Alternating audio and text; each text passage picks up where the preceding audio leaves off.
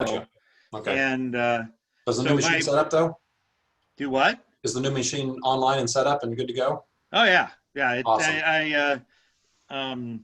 Thank you so much, Michael. And I hooked in that Netgear thing, so now I've got that computer and my laptop that's firing at like 200 megabits per second. So nice. Yeah, it is awesome. Nice. It's nice. So that was and Mike, that was really cool of you to truck all the way over there and risk a COVID infection to help out Mr. Doug. Actually, in my paltry defense, I'm upset with our government for locking us down like this. So I don't shop in Illinois. I go over to Missouri, so I don't have to wear a mask. Yeah. So he came over. So I was going over there to shop. Yeah. Because of COVID, and yeah, so I stopped by his house and fixed his computer while I was over there. Nice. Yeah. So he had not so much of a risk of getting COVID at the Kaufman household, because I mean, we sterilize everything, before it even enters the door. But and Doug didn't French me on the way out, so it's totally fine. Probably not smart. that you know. I'm one fast mofo. And didn't even know it. Yeah, didn't even know it. And might be better that way. He just felt a bit of exhilaration as he left the room. Exhilaration. Ooh. Yeah, I know. Woohoo! I'll give you 20 minutes to stop that. So anyway, I just wanted to. I talked to Les about it, and I feel bad, but I just wanted. All right, I guess we'll let you ditch us for family. I guess that's allowed. Thanks, I appreciate that. But however, Les, you want to handle poor Screed? Not Screed. I got Snapper. Yeah. We'll just let him fade off into the woodwork. Rather than get him slain. Well, you can get him slain too, That's the way it is. So he'll come back as Caltra, though, and kill you all in your sleep. I think actually John just finally did him in. I mean, he tried several times and unsuccessfully, so John just finally got him. Yeah. Who's going to cast water for us now? Yeah, no kidding. Hey, keep in mind, that's an awesome spell. Doug, you got to get me those write-ups for the 5th Avengers video so I can get those uploaded and live for our YouTube audience of 4. Of 4. And 2 of them is me, I know. Well, I keep getting there's comments. I get I'm starting to get like the occasional comment on the videos, and they're like really random comments. Which lead me to believe that they're probably not comments at all, but some sort of bot or something like that's going on there. Hold on a second, I'll tell you. I got a comment. I uploaded Friday night's game this afternoon, and like within an hour, I had a comment on it. Yeah, but how much of that recording was you going off, shall we say? A moderate amount. Was it going off? It was all right. I had a little too much to drink. No, hey, you talking to the wrong guy. I mean, I know exactly what that's about. But you had problems and then you never came back. Yep. I did not. So the comment is very good. This was insightful. I really want to be YouTube friends. So I'm not sure how. Sorry. Yeah. That's the comment on our Kilroy was here. Video. So I don't know what that's. The person's listed name is just music. So I don't know. It's a weird thing. I'm not sure I'm going to respond to this. I don't know that I'm ready to be YouTube friends with anybody, frankly. Yeah. And Mike, we're pretty well wide open down here if you want to swing by and fix my computer. I can go shopping and don't have to wear a mask. You can go shopping. You don't have to wear a shirt if you're at the Walmart. Hell, half those people in there aren't wearing pants, man. It'll be all right. Yeah. Sweet. You can bust out your thong in the way that you want. Okay, I'm going to Walmart. Be back in a day and a half. It's going to take you more than a day and a half. You haven't seen me drive. Oh, okay. I don't drive as fast as Les, but I still drive kind of fast. So I was trying to get over the mic with a thong comment. I just. On the next People of Walmart video, you'll see me there in Texas. He's like, yeah, swing by, fix the computer. I'll take you to Walmart. It'll be good. Yeah, good for everybody. Not good for society, though. Andrew, good to see you, buddy. Yeah. So anyway, I got to prep for my own game. How's it going, man? Okay. Thanks, guys. It's been a Right. lot of fun, and Hi, Doug. I hope to be back. But I hope I continue to make these guys have fun too. So thank Yep. you, Les, and all you guys that have been helping guide me to get to this place. So Always welcome, Appreciate amigo. Did you get the We'll miss you, bonfire Doug. invite? Doug, did you get the bonfire invite? I did. Okay. I don't have an Thursday. answer for you yet. I just want to make sure you had it. That's okay. No Yeah, worries. I did. Okay. Yeah, everything. Yeah, because of It's okay. who I deal with, Yeah. I gotta really think about all that. So, Okay. yeah, that's just the way it is. So, all right, I gotta go. Bye, See you Ben. guys. Good See ya. night. See you, Doug. A lot of old people. Andrew, how you been, man? I've been okay, thanks. Yeah? Everything's going well at your place? Yeah, no complaints. It's, rinse and repeat. I hear you. frequently. All the days run together into one giant river of boredom. It Seems to pile up on the gates of your doorstep until it suddenly overwhelms you, and it's seal up the windows, open the oven, and turn on the gas. I think I'm gonna go off. Or is that just me? I'll talk to you later. Is that just me? Maybe I just. How was camping, you guys? Gordon and Jennifer, how are you? How was camping? Lifesaver. Yeah. Yeah. Where'd you guys end up going? 2 hours south, Private. Castor River, you had a Yeah, private private place. place. Oh, nice. Right on the water, yeah. I mean, I pretty much worked all weekend on access, but It was me and we kind of Lexi. hung out. Yeah. There you go. Lexi had a boyfriend. My 5-year-old granddaughter found a 5-year-old boy to play with. So it was pretty much me watching these young kids run around holding hands and watching the river and having deep conversations about shovels and trucks and horses. So Yep. sweet. That's Yeah. how it starts. Yeah. Next thing you know, she's wearing his ring. They're going steady. Tell you what, if these two live close to each other, I could see them go in that direction in 15 years. Crazy. Well, Eric texted me that he's trying to get that little one, that problematic child that he has back to sleep. So he's going to jump in as soon as he can. Are we waiting for anybody else? Is it just us? So we're gonna add anybody less? Losing, Well, is a Doug replacement? I I don't think know. you never truly replace Doug. Well, I don't know. I certainly would welcome to have somebody join in. I had hoped. I had a couple of people. So you guys see the email list. I mean, there's probably 40 names on there. And I had when we started the Saturday night ones, I had a couple of people reach out to me and say that they were interested. Especially since quarantine in New York specifically was sort of very onerous, and so they were thinking, yeah, I'll join in, and then they never showed up. So I may send out the call and see if anybody's. My friend Joe who sat in a couple of times. He even went so far as to draft up a character, but he works for the U.S. Customs Service, so his hours are kind of weird. A lot of times he's got to be up very early. Hey, Eric, there's Eric. Welcome, my man. Did you get the little fella to sleep? Yes, I did, and he skipped his nap today. My kid never sleeps. He just has stopped sleeping. So did you finally use the Southern Comfort method we discussed? Yeah, on me. Oh, It didn't work. I feel great. When Eric is snoring in 25 minutes, we know what happened. Yeah, he's face down on his keyboard, so all we see is this. Eric's got the same haircut I got, so it would be interchangeable if I fell asleep or if Eric fell asleep. You guys would be like, it's eerie.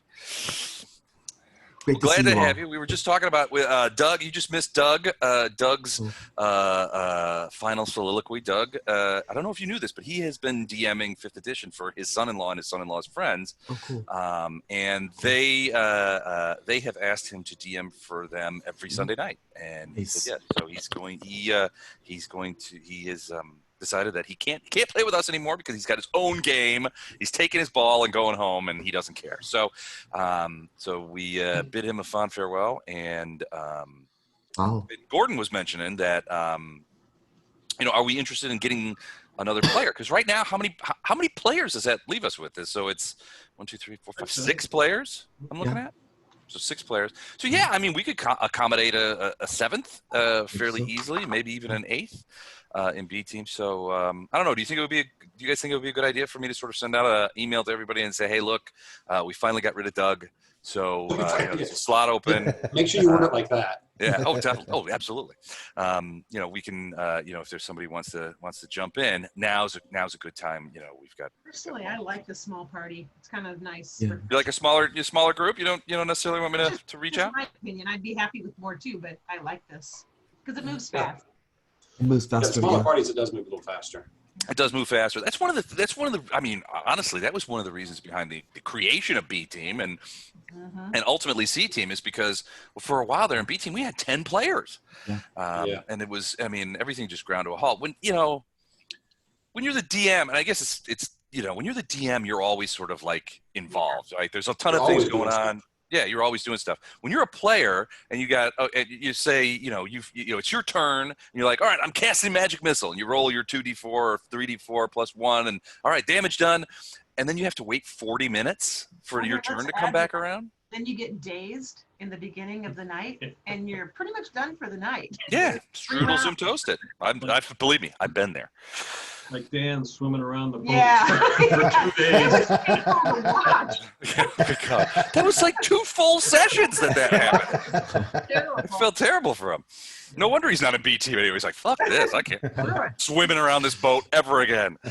But no, I totally get what you're saying and understand from because I'm a player on Friday nights and I find myself sort of chomping at the bit to do stuff. And I have to sort of exercise, more self-control because, rather than because it's not my turn, I tend to like throw out comments and things like that just to sort of keep myself from just sitting back and waiting around. But I need to not do that. I need to let. You guys talked about going back to real life yet, or are you? Mike and I talked a little bit about it. From the context of, when, so right now on Fridays, we switch off between Mike's Jade Region campaign and Steve's Age of Ashes campaign. And both of them are sort of going along and we're doing it, in the same way with Roll20 and everything. But we had originally talked about Mike and I and Steve about the idea that I would restart as DM for Friday nights at some point when either Steve or Mike came to a point where they were like, I don't want to DM anymore. I'll hand it over to Les. And I think Mike, you and I talked about where we would like almost like switch off. One person would DM for a year and then bring to a conclusion. Then the next person would DM for a year, that kind of stuff. So I've got I've been actually working on it. It was today, so I got some maps. And that I've been working on. But I've been, Mike and I talked about it, and we were talking about that. Even though it will be difficult for some people to sort of get to that point, at least from our point of view, he felt that when the time came for me to start DMing on Friday nights again, that it would be in person. So I've been printing out real maps and not preparing Roll20s. That was a long-winded response to the answer, which would normally be, yes, we have thought about it. Well, you're in marketing, so we expect that kind of thing. I mean, that is your middle name, Les. That's true. The 5-paragraph yes. Very nice. I need to have a too long didn't read symbol around me all the time. Get that tattooed on the forehead. Yeah, just TLDR. But yeah, no, we've talked about it. We don't know when that's going to happen, but I would prefer that it happens sooner rather than later, frankly. But it's just a matter of getting past all the sort of obstacles. The real ones or the both real and psychological, I think. I think there's going to be a lot of people who are going to be unwilling to actually meet in person for a while because of all this, especially if they have, sick grandmas or heart conditions or, things that are going to put them in jeopardy. So we'll see. But that being the case, we have you guys here now. Now, if you guys remember the last time we played B Team, you guys finished up with the Drowning Stones, got yourself a well-deserved, well-needed rest in the city of Opara, or Kathir in Kadira. Opara's in Talor, sorry. back at Master Bashir's villa, where you enjoyed all of the hospitality that he is known for, and his thanks at a job well done. You guys rested for maybe a better part of a week. Enjoyed various, spend a little of that money, that hard-earned money, convert some stuff. If you guys got some downtime things you want to do with these guys, just let me know. But it wasn't too long before Master Bashir called you into one of his infamous conference rooms to talk with a couple of people who had come to him. You're introduced to a couple of people. One is a friend, another merchant, a friend of Bashir's named Osprey, who they've done business with in the past. There are two other people with him. One, a tall, you assume human, wearing a very sort of ornate mask, that seems to be of like metal. So at first you think it might be a helmet, but it covers most of the face except for the eyes and the jaw. So very ornate, very strange looking. And then another, a much smaller gnome who has gives off every appearance of being some sort of scholar. Mr. Osprey comes in, and after introductions, he basically pulls out a small sack which had been sitting sort of underneath the divan there. Pulls it up, and you can see that the sack, which is about maybe a foot and a half in diameter, filled, is moving, and there is sort of a small.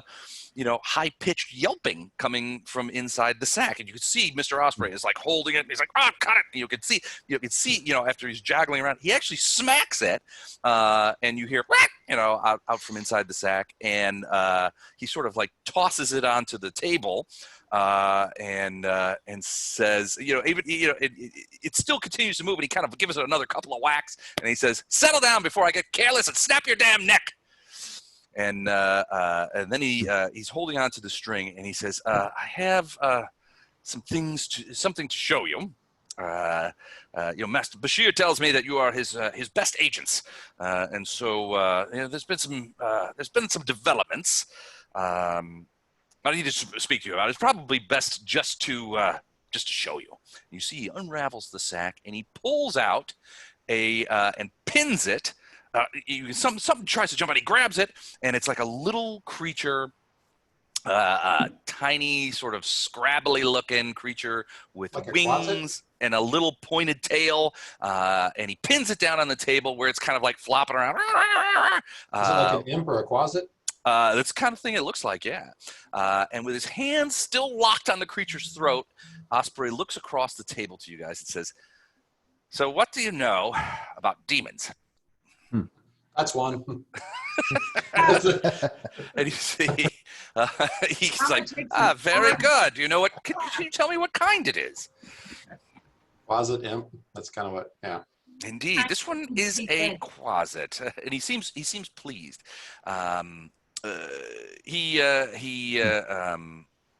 This one I have captured because we need to get some information out of it. And he sort of shakes it out a little bit, with the thing, and the quasit's like, kind of thing. It's almost comical if the creature wasn't in obvious distress. Even for a quasit, if you feel yourself sort of like, whoa, it's kind of like the deal thing. It was, and Osprey says, "Let me introduce before we put this quasit to the question. Let me introduce my associates. This is Zergus Ambergris." He points to the gnome. "He's an expert demonologist and historian. And this is, I don't know that names are appropriate here. Perhaps you'd like to tell them a little about you." And the guy sort of looks over. He hasn't said anything so far. He says, "I represent the Absalomian Decemvirate. I've come to oversee these proceedings as they are of personal interest to me. Osprey and Zergus shall speak on my behalf unless I find it necessary to intervene. As far as you all are concerned, you have not seen me. Do I make myself clear?" Seen who? Excellent. Your name's Bjorn, if I miss my guess. Is that correct? Yes. I shall remember it. So basically, they've got this closet by the neck, and they're holding him pinned down to the table. You've got this tall guy from the Absalomian Decemvirate who's just as an observer apparently, and he's got this gnome named Zergus Abergris, who is apparently a demonologist and a historian. And Osprey goes, well, Zergus, why don't you, since they've correctly identified this as a closet, they're obviously skilled and knowledgeable, why don't you give them a little bit of information about what we're doing here today and how they may help us? And Zergus says, well, no problem. One of the problems with demons is their complete lack of organization. We sages have very little to work from when we investigate and catalog them. The devils, of course, they keep lengthy records, but with these things, and he sort of pokes at the closet, these things couldn't tell you the names of their own mothers. It makes my job of studying and catalog them very important. For many years, I used to work with a cleric, an expert demonologist named Baldemar Trude. He was excellent man. Trude was also a cleric of Cayden Cailean and guided all of his research to assist in the fight against these infernal brutes. Still, his church had few available funds for his elaborate studies, and thus he sought me out and received funds from other investors and various kinds of things, including significant patronages from our friends from the Decemvirate. Over the course of several years, he built a research laboratory and compiled an extensive archive. It did brilliant work, absolutely brilliant. But unfortunately, we've seen none of his work since he died. He never revealed the location of his archives to us. After Cayden's Hall here in Cathia burnt down several years ago, I thought his works were gone forever. But a few years ago, I came upon this little fellow in my offices going through my notes concerning my friend Baldemar. I don't believe this is a coincidence, and I strongly believe this little fellow should soon tell us why he was rummaging about in my possessions. After that, I think Mr. Osprey might have something that he'd like to ask a favor of you. So, if you guys wish to help with the questions, I mean, Osprey will start, and he's like, "All right, tell us, what is it you would? Why were you in Zergus's office? Give us the answer right now." Does the demon speak common? He does. Oh. I don't know what you're talking about, it says. And Osprey's like, "Oh yeah," it kind of like bashes him around a bit, and it's squawking and squeaking. If you guys got a better way to sort of maybe get this out of this side, or you can just sort of beating him up. Why, yes. I believe I can charm him. No, do you have experience? And Zergus asks, do you have experience charming these small little bastards? Of course I do. Oh, well, Osprey, what do you say? We give the lawyer a chance to charm this beast. I'm all right with that. He goes, I'll keep a hold of him just in case. Okay. All right, give it a shot. You want to take the charm shot? Go for it, dude. Right, so it's a DC 18 on Charm Monster. Okay, let me check this out. Charm Monster, DC 18. That's a will save, correct? Yep. Almost certainly. Tenement. Where is this thing saving throws? Wills +4. Okay, so DC 18. Yes. All right, let's see what happens here. 15. So ultimately, you see the closet sort of relax in his struggles. He stops struggling, and Osprey gingerly lets him go, and he sort of stands on the table. And he flutters his wings a little bit. And he's like, well, thank you, good sir. I much appreciate you releasing me from this human's grips. I can tell you're a friend of mine, so I'm happy to tell you anything you need to know. What is it you wish? Well, it's my pleasure. Would you like something to drink before you get started on telling us what you know? A drink of that wine would be delightful. By all means, and I pour him a glass. All right. So he sucks it out. I mean, he like dumps. I mean, it's a human-sized glass. Closets are only like 1.5 feet tall. So he grabs up this glass like it's a bucket and just practically dumps it over his own head, sort of, and water gets all over the place. And you can see Master Bashir sort of smirk, but Osprey's just like, I'd like to beat that thing again. And Zergus just sort of sits there, and the guy from the Decemvirate says nothing. And eventually he finishes the wine. He's like, thank you, my good man. So I guess I can tell you a little bit about why I was there. I don't know what you know about lesser demons, but we're all sort of beholden to greater demons to lesser or greater extents. None of us are free to do what we wish, and most of the greater demons will overlook us for a long time. You know, a greater demon will have, you know, sometimes thousands of lesser demons at his behest, but you know, often as not, they don't ask for any, you know, for much, and you know, only when they truly need something will they call out. And so my master is a demon called Grazit Ur Margith.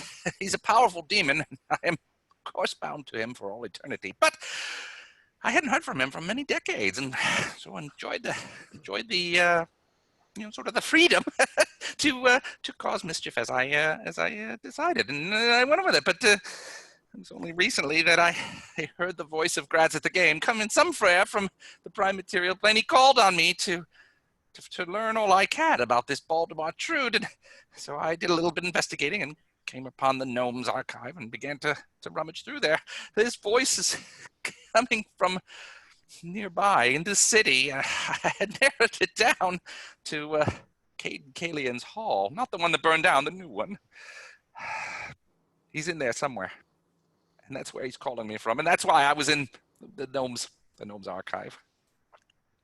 I had no wish to do it. Frankly, I could care less about this Baldemar Trude fellow, but I have to obey my master. Still, he calls to me.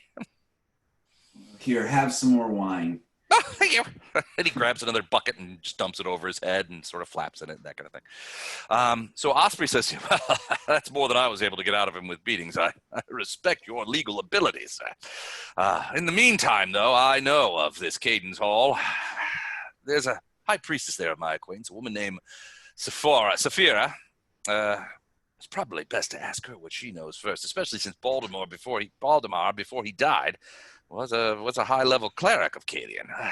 Their hall, though, let me tell you, is quite a raucous affair. As you know, Cayden Cailean is the deity of drunkenness, and their hall is essentially a huge tavern. So be careful and try not to drink too much while you're there, just enough to fit in. But go see this Saphira, give her my name, and I'm sure she'll be a good hostess. If a drunken one. And Zerga says the same thing. He says, you know, if indeed there is a demon there, you may need my expertise. Like I said before, I'm an expert demonologist. Here, and he gives you a small coin, a silver coin, etched very deeply and having various kinds of symbols on it. Those of you who speak Gnome will recognize this as a coin of Gnome manufacture. He's like, I would recognize this coin either. It was anywhere. It was my. It was a token from my father, who's also a demonologist, and given to me.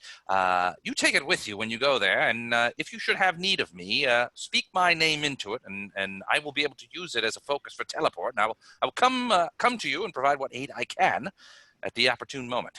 Take it with you. He sort of puts it on the table. Okay. But that's what the quasi. So Osprey, Mr. Osprey, grabs up the quasi. He's like, "Come here, you piece of crap!" And he puts him back in this thing and ties it back up. And the thing's like, "Let me out! Come on! I told you what I know!" You know, that kind of stuff. And he's like, "Shut up!" and hitting the thing again. And he says, "Is this?" So Bashir goes to. He's like, Does it sound interesting? I've never been to the Hall of Cayden Cailean myself, but you know, I've heard it's quite an entertaining affair when one attends some of their ceremonies. He's a great deity. Not as good as mine, but he's a great deity. Well, does it sound like something you would care to do? Care to look into for my friend Osprey? Obviously, it will be. I'm sure that Mr. Osprey and Mr. Zergus will make it worth your while if you can help them out in any way. Did we get paid for the last mission?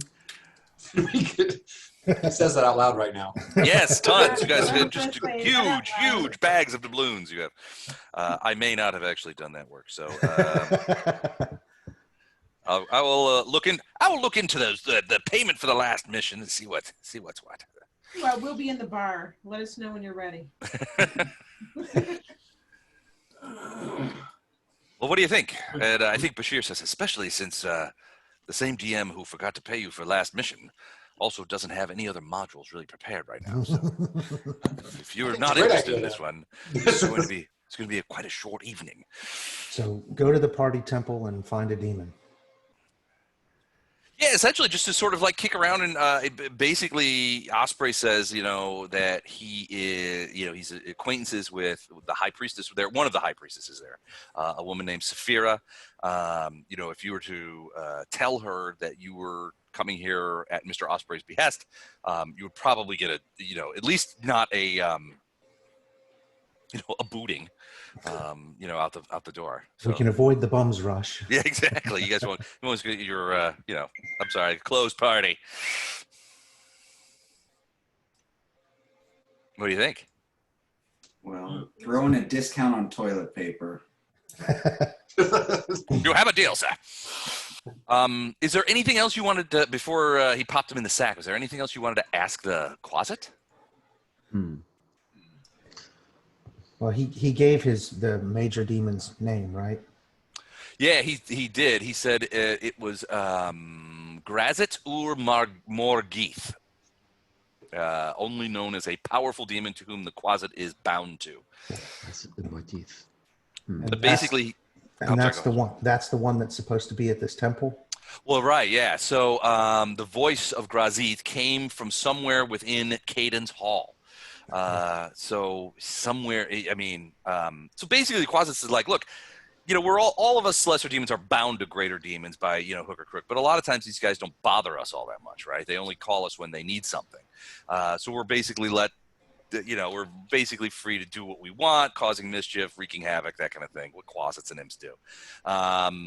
In this case, he got, it had been a couple of decades since this one had heard of anything, but then suddenly he gets the call, and the call says, I need you to go and find out everything you can about Baldemar Trude, this demonologist who was a priest of Cayden Cailean. But also the call comes from the Cayden's Hall in Kathir, the temple. So something is amiss. So there's a demon working out of a temple, is what you're saying. Right. Yeah, so Cayden Cailean is kind of a strange deity. Do you guys know anything about him? He's a very good deity. Bacchus. He's a good deity, absolutely. But he also loves the alcohol. He loves to party. Much like some DMs. Except for my character can't say that. But so I'll give you a little. Still a little jealous, but still. So while we're getting sort of that lowdown, the question would be, if we know that we're going to hunt demons, and I realize that we don't have the money value from the last to know what we totally have, but would it be worth going and getting an arrow of demon slaying or something else that we think would be able to at least harm it if we encounter it? Yes. Because arrows of demon slaying, I remember arrows of demon slaying are very helpful. Are remarkably cheap. Excuse me. What did you say, Mike? I didn't hear what you said. Well, at Tunnel Homes here in Kathir, cold iron stuff I think would be very helpful. If I remember right. I was working on getting cold iron. Did I ever do it? Yeah, I got a cold iron. It's a dagger, but yeah, I got a cold iron dagger. Basically, that just helps to erase its DR. So if you got a dagger, you might still be better off if you can do more than 5 points of damage more with something else. You're usually worth, unless they got a really high DR with that, you're almost worth sticking with your main weapon and just dealing with the DR. The dagger's like 1 to 4, 1d4 or something. Dagger's not much. Right. But you can get a standard arrow of demon slaying for 2,300 gold. Yep. And 4,100 for a greater. Right. Thereabouts. So if you guys make inquiries, I'm pretty sure we have an archer, right? Is this a powerful demon we're talking about, or like a mid-range? The way that the closet referred to him was a powerful demon that came from. Yeah. All he referred to him was a powerful demon. I have a ton of money. Does everybody have a ton of money? Yeah, we've been getting a lot from Bashir. Can we stop and get some stuff? I'd like some stuff. Sure. If you do, just before we go off the slaying thing, if you guys make inquiries at Tunnel Homes says that within 24 hours he can get you 3 arrows of regular demon slaying or 1 arrow of greater demon slaying for the normal price. 2,300 for the regular, and then 4,100 for the greater. But he can't get both because he's got to contract it out. Cancel that. Lama owes money. What's that? How does That's Lama almost like having a bunch of money. how does Lama owe money? My treasurer. Stole it all. Is crooked. Yeah, It's like having an accountant that spends money on drugs. got like a negative 6,000 draw on my gold, making me at negative 971. Plus 1 Morningstar and +2 to breastplate. She must have bought some magical Enhancements?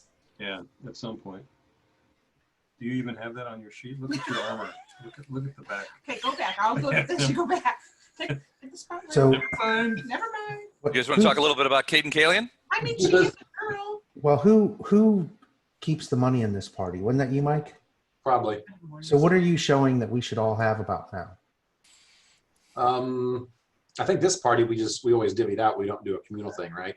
Oh, no, I haven't. Well, I mean, you had been divvying it out, but as far as because it looks, I think Once I divvy something out, I delete it from my sheet. you delete it. I Okay, won't have it.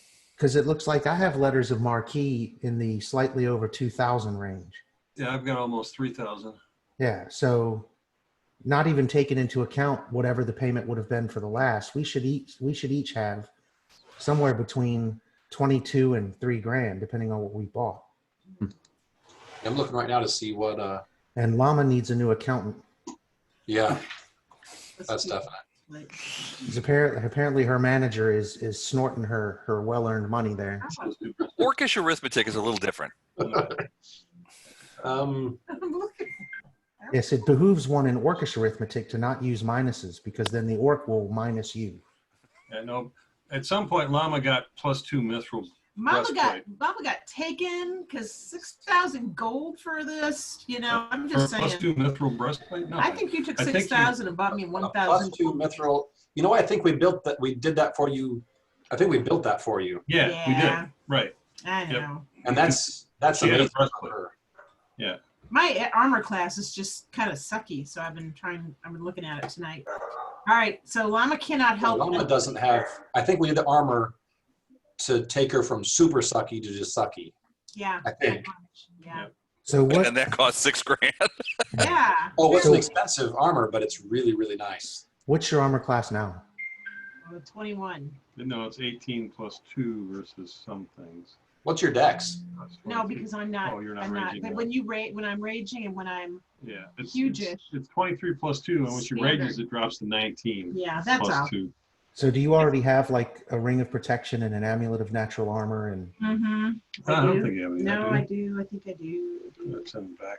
because those are relatively cheap to get you a couple of I've plus got an ones. amulet of natural armor. I do Oh, not she's have any got- rings. Those are both Oh +1. no, I do have a yeah. ring. I got a ring. She's got Okay. +1 ring and +1 natural armor. Okay. Yeah, I I think could get takes. some jewelry though. I mean, if someone's buying. I'm just kidding. She is a girl.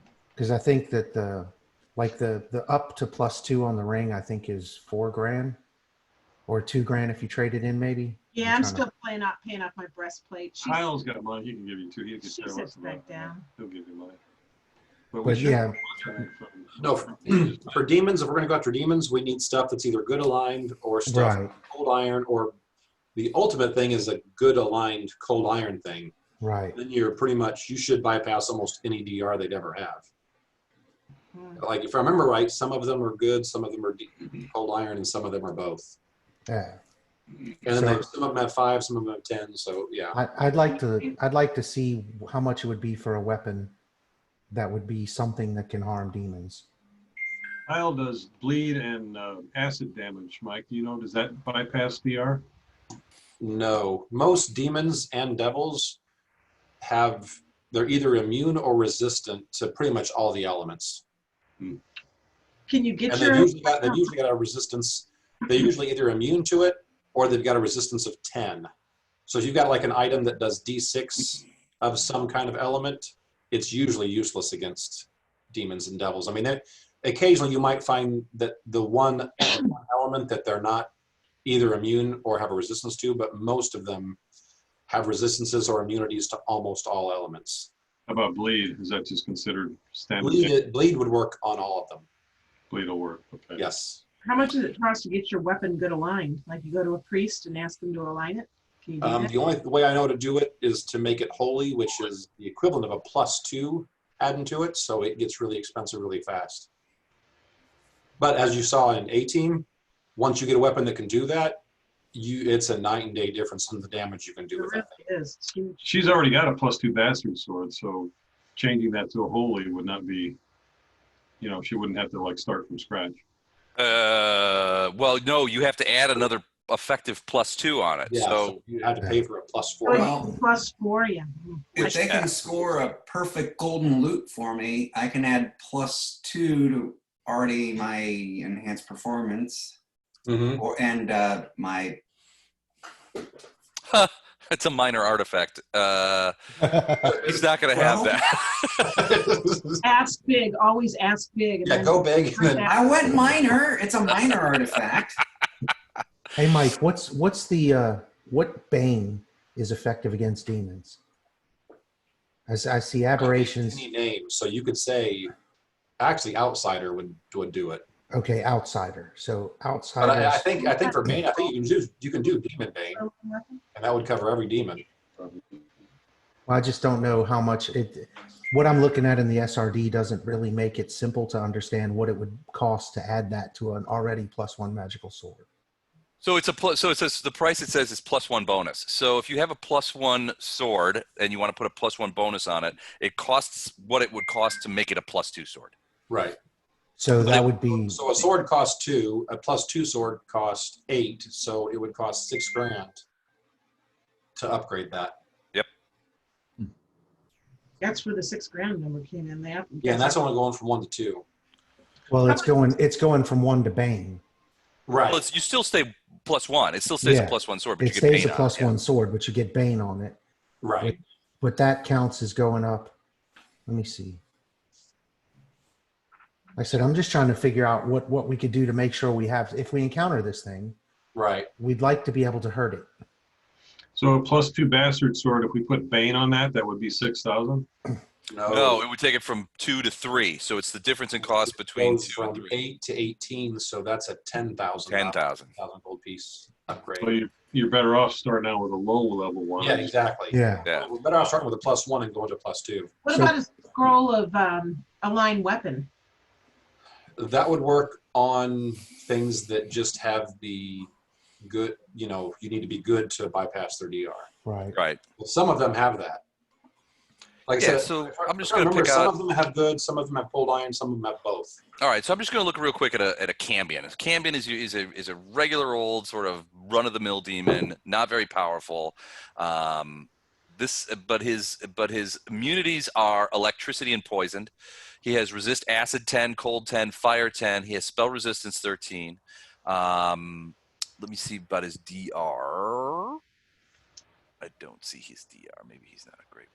A lot of them that are under like CR5 pretty much don't have a lot of it. He doesn't have DR. So let me find one where. But if you get CR5 to 10, especially above 10, they've almost all got. All right, let's look at a Glabrezu. What level's that? 13K CR 13. Okay, that'll have probably DR10 something. DR10 good. Yeah. So in this case, so it has DR10 good. So in this case, Align the align weapon scroll would work very well because it would bypass that DR. DR10's tough.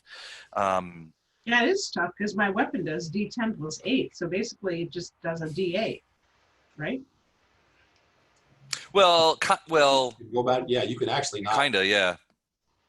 You can technically do a hit and not do any damage because if you rolled a 1 plus your 8, that would be 9 points. Yeah. It'd still be 0 damage. So yeah, that's like I said, DR10 is tough. Can you get a wand of aligned weapon?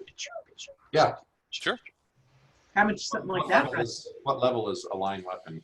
As a spell, Not very high, I don't Let me think. see. I might actually have that. I think it might be a second level. Yeah, I feel like I've had it in the past. Probably didn't use it enough. Line weapon is a second level spell. Clerical spell. Phineas, do you do clerical spells? I do not. I wasn't sure what bards did nowadays. Right. Are they arcane? Are bards arcane casters? No. Or are they their own caster, I guess? They do pull, cast they pull most of their spells from Arcane. So all this added So up. really, Some from occult, I think, from the occult list too. Beltran is the only cleric we have right now. Losing Snapper, all we have is Beltran for. Yeah, it's just me, and I'm an oracle, so Right. I can't just prepare whatever clerical spell I want. I've got a certain subset that I can only cast, and I don't have that one.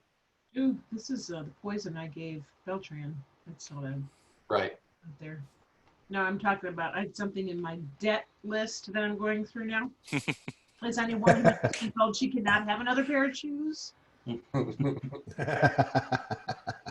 So that's actually the 20 doses. Oh, wait a minute. Never mind. You. Yeah. A line weapon is one of my options. How did I not see that? Did you just make that up? No, I'm not. Uh-huh. I had it at the low end of my third level spells as opposed to with my second level spell groups. But yeah, it's sitting right there. So yes, I can cast that, and actually I can cast that like 6 times a day. I'm ready to go. Let's go. So problem solved. Okay, yeah, problem solved. So if you wanted to make a wand, it's equal to the level of the spell versus the times the creator's caster level times 750. Well, that's still quite a bit. So it'd be a few grand to make one, but So like I said, we don't need it for that one Yep. because I've already got that one. That'd be like Yeah, it would be 4,500, but you get 50 charges off of it. Yeah, I've already got that one, so we don't have to worry about that one. But the cold iron, we still somebody else needs have. some. So I mean, the other thing we could do is Heil's natural weapons is. I mean, that's not going to work on Heil. it doesn't work on natural weapons at all. Yeah, I have that same issue with Storm for Right. A team, is you can't align Storm good Yeah. to bypass DR. A nice thing is it gets that next level automatically. Actually, I have an evolution that I can take to get that though, if I remember right. Well, there's an evolution that makes their attacks magic, and once you get to like level 10 or 11, then it also makes it aligned with whatever your caster's alignment is. So Storm, I think next level will actually be good aligned and of course magical. But right now that's not the case, and right now there's no way I can give it to her. But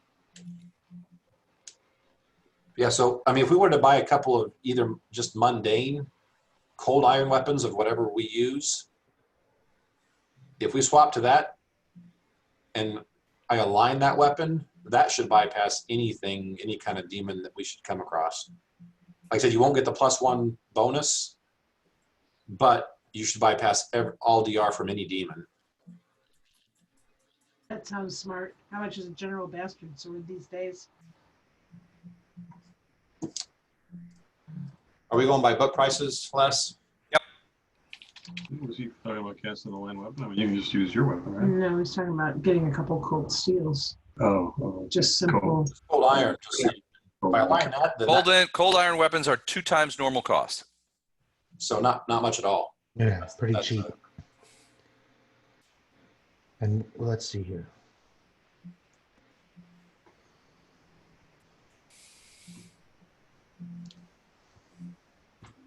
Okay, it looks like you can get a masterwork cold iron longsword or whatever sword. It's Basically, what you do is you take the cost of the weapon, double it, and then add 300 because yeah, so it's 300. It's 330 gold pieces for a cold iron masterwork longsword.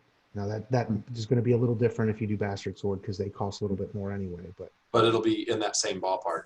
okay, so I want to spend the money and get for 330 gold. I want to get a Cold iron longsword. cold iron masterwork longsword.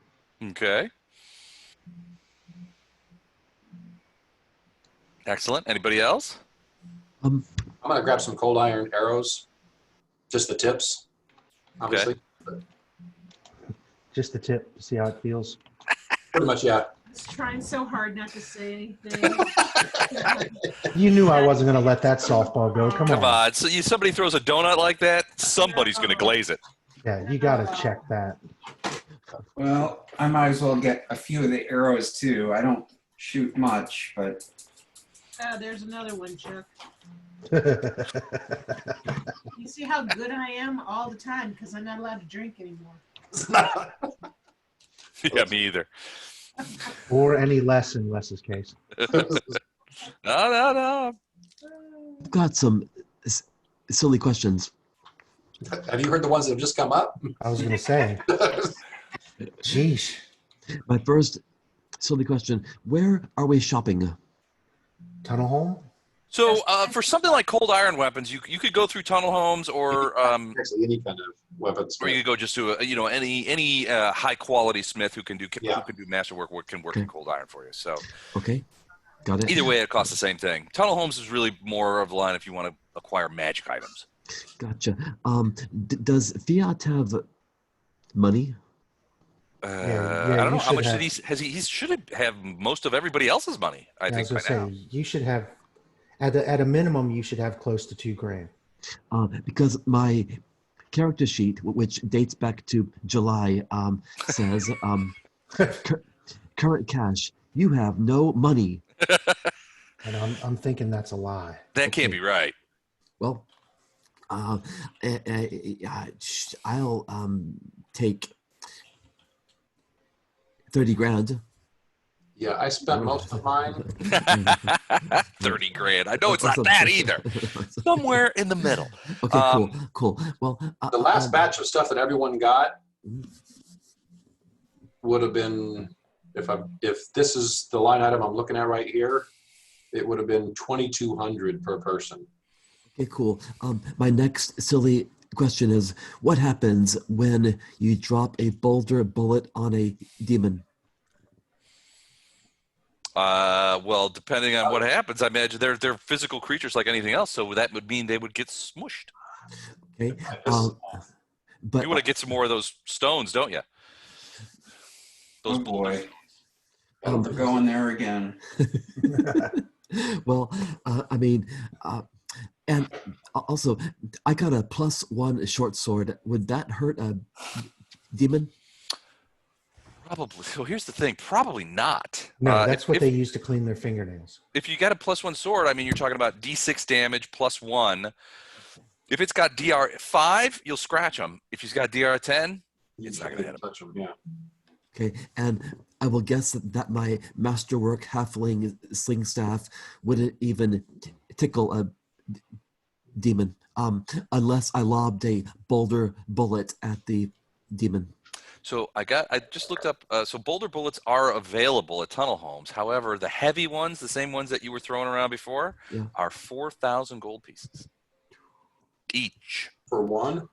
For one. The light ones are only 800. So he just threw like over 10 grand worth of stuff this last time? He did indeed. Yeah. That's a permanent +2 weapon.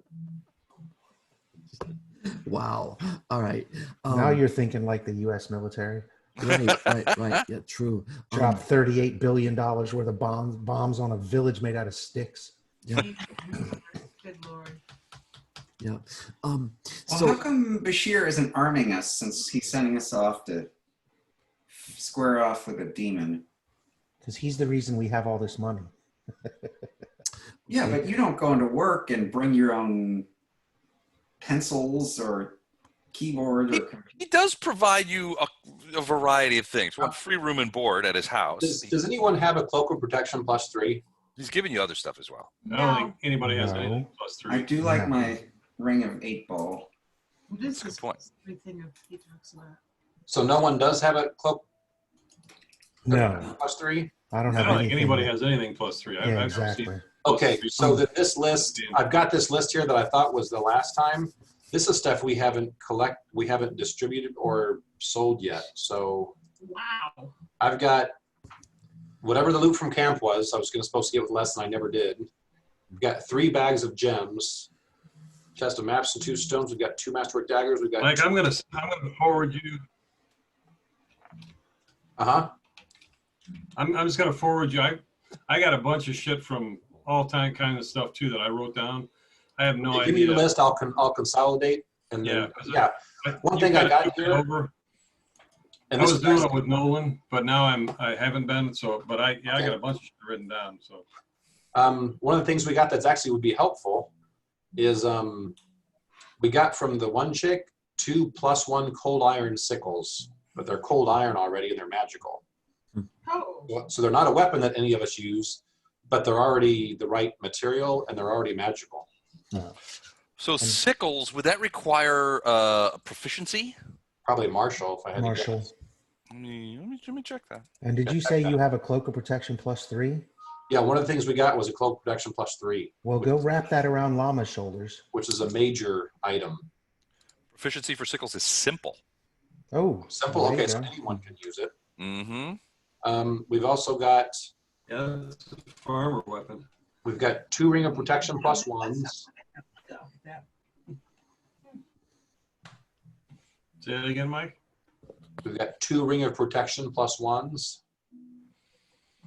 I don't remember giving any of this stuff to you guys. It's all in the same I group. think you're just making things up at this starting point. From looting from the camp, which, like I said, I just put down loot from the camp, get details from Les. I'm sure I sent that because I'm always very very Yeah. on top of things. Kyle's got no magic at all other than what he bought when he came in as a new character. Because he came in at 4th level, so he had some cash. So Right. anything on those lists, he's got nothing. And I mean, honestly, I'm kind of embarrassed at how dangerous this character is at 6th level. Like, I mean, he's crazy.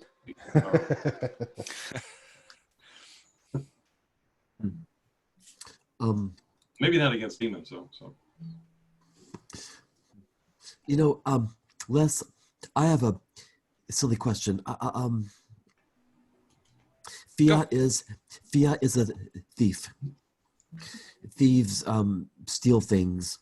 Was not- Fiat has skill in stealth and in sleight of hand and sense motive and such. Do these boulder bullets come in handy, say, 12-pack pellets? You mean like laying on an unattended on a table? You know, maybe. Not generally. A dozen 4,000 gold beads. So that's like 50 grand. Something on the table. Yeah. So no. So tunnel homes. So I don't know if we ever went into tunnel homes, how that works, but so tunnel homes is sort of a franchise, and basically they're the one-stop shop magic items for selling, trading, commissioning, that kind of stuff. So tunnel home is a dwarf, and a tunnel homes can be found in pretty much every major city in Galarian. But basically, if you need something and you're trying to get something, and you're an adventurer, so you have to be referred. And if you're and he only deals with adventurers, he doesn't deal with common folk. But security at tunnel homes is tight. The first measure of security that you see are Vin and Seth, which are a huge half-orc and an elven archer that are apparently in front of every single tunnel homes in all of Galarian. It's the same guys. Nobody knows how that works. But they're the first line of security, and if they don't know you, they don't let you in. Then you go into a tunnel homes, and it almost always says, you ever been in a dark room where it has that round thing that you have to go through to keep from getting the light in? Every tunnel homes is set up with that kind of entry system so that if they suspect that you're going in there to rob them or there's some sort of attack or anything, they can basically put like, hold portal on that, and you get stuck in there. And they probably have some sort of poison gas thing that can dump out. But even if you get inside and somehow manage to hold the place up, there's workers, there's guards, there's tunnel home himself, who, nobody, let me put it this way. Nobody has ever successfully stolen anything from a tunnel homes. This is the kind of If you place. ask us about that, we would tell you, this is how we get all of our stuff, so don't aggravate them. At the very least, you get banned from tunnel homes establishments throughout Galarian for the rest of your natural life, which is probably going to be short. Okay. But yeah, no, they don't have like they're not like eggs, like a thing of eggs that you could just pick up where there's a dozen of these boulder stones. They're expensive. You get the lesser ones. The lesser ones are not as expensive. They don't do as much damage. Please.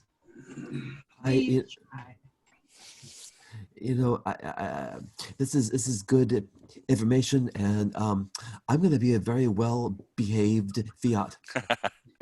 Excellent. Good idea.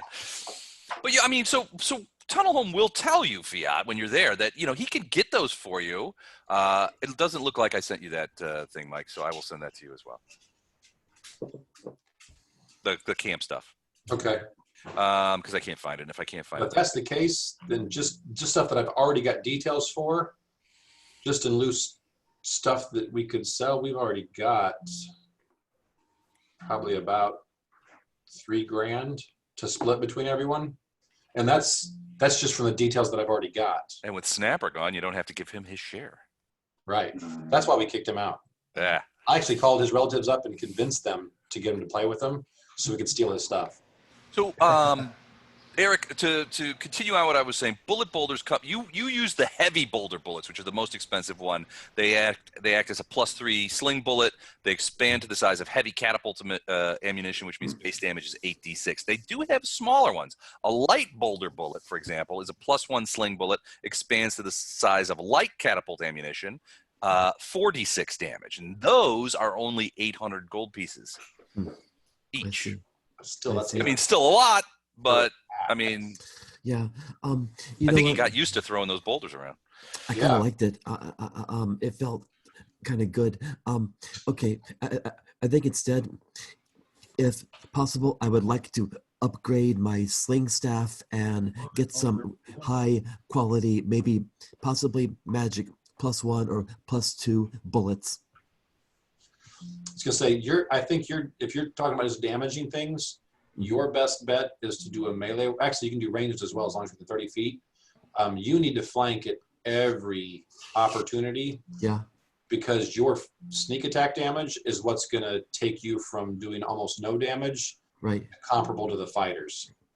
Okay, so when you add those extra 2d6, especially once you hit 5th level, is he 4th level or 5th level, Les? Maybe 6th. Hold on a second. I got to check. I thought I was first, actually.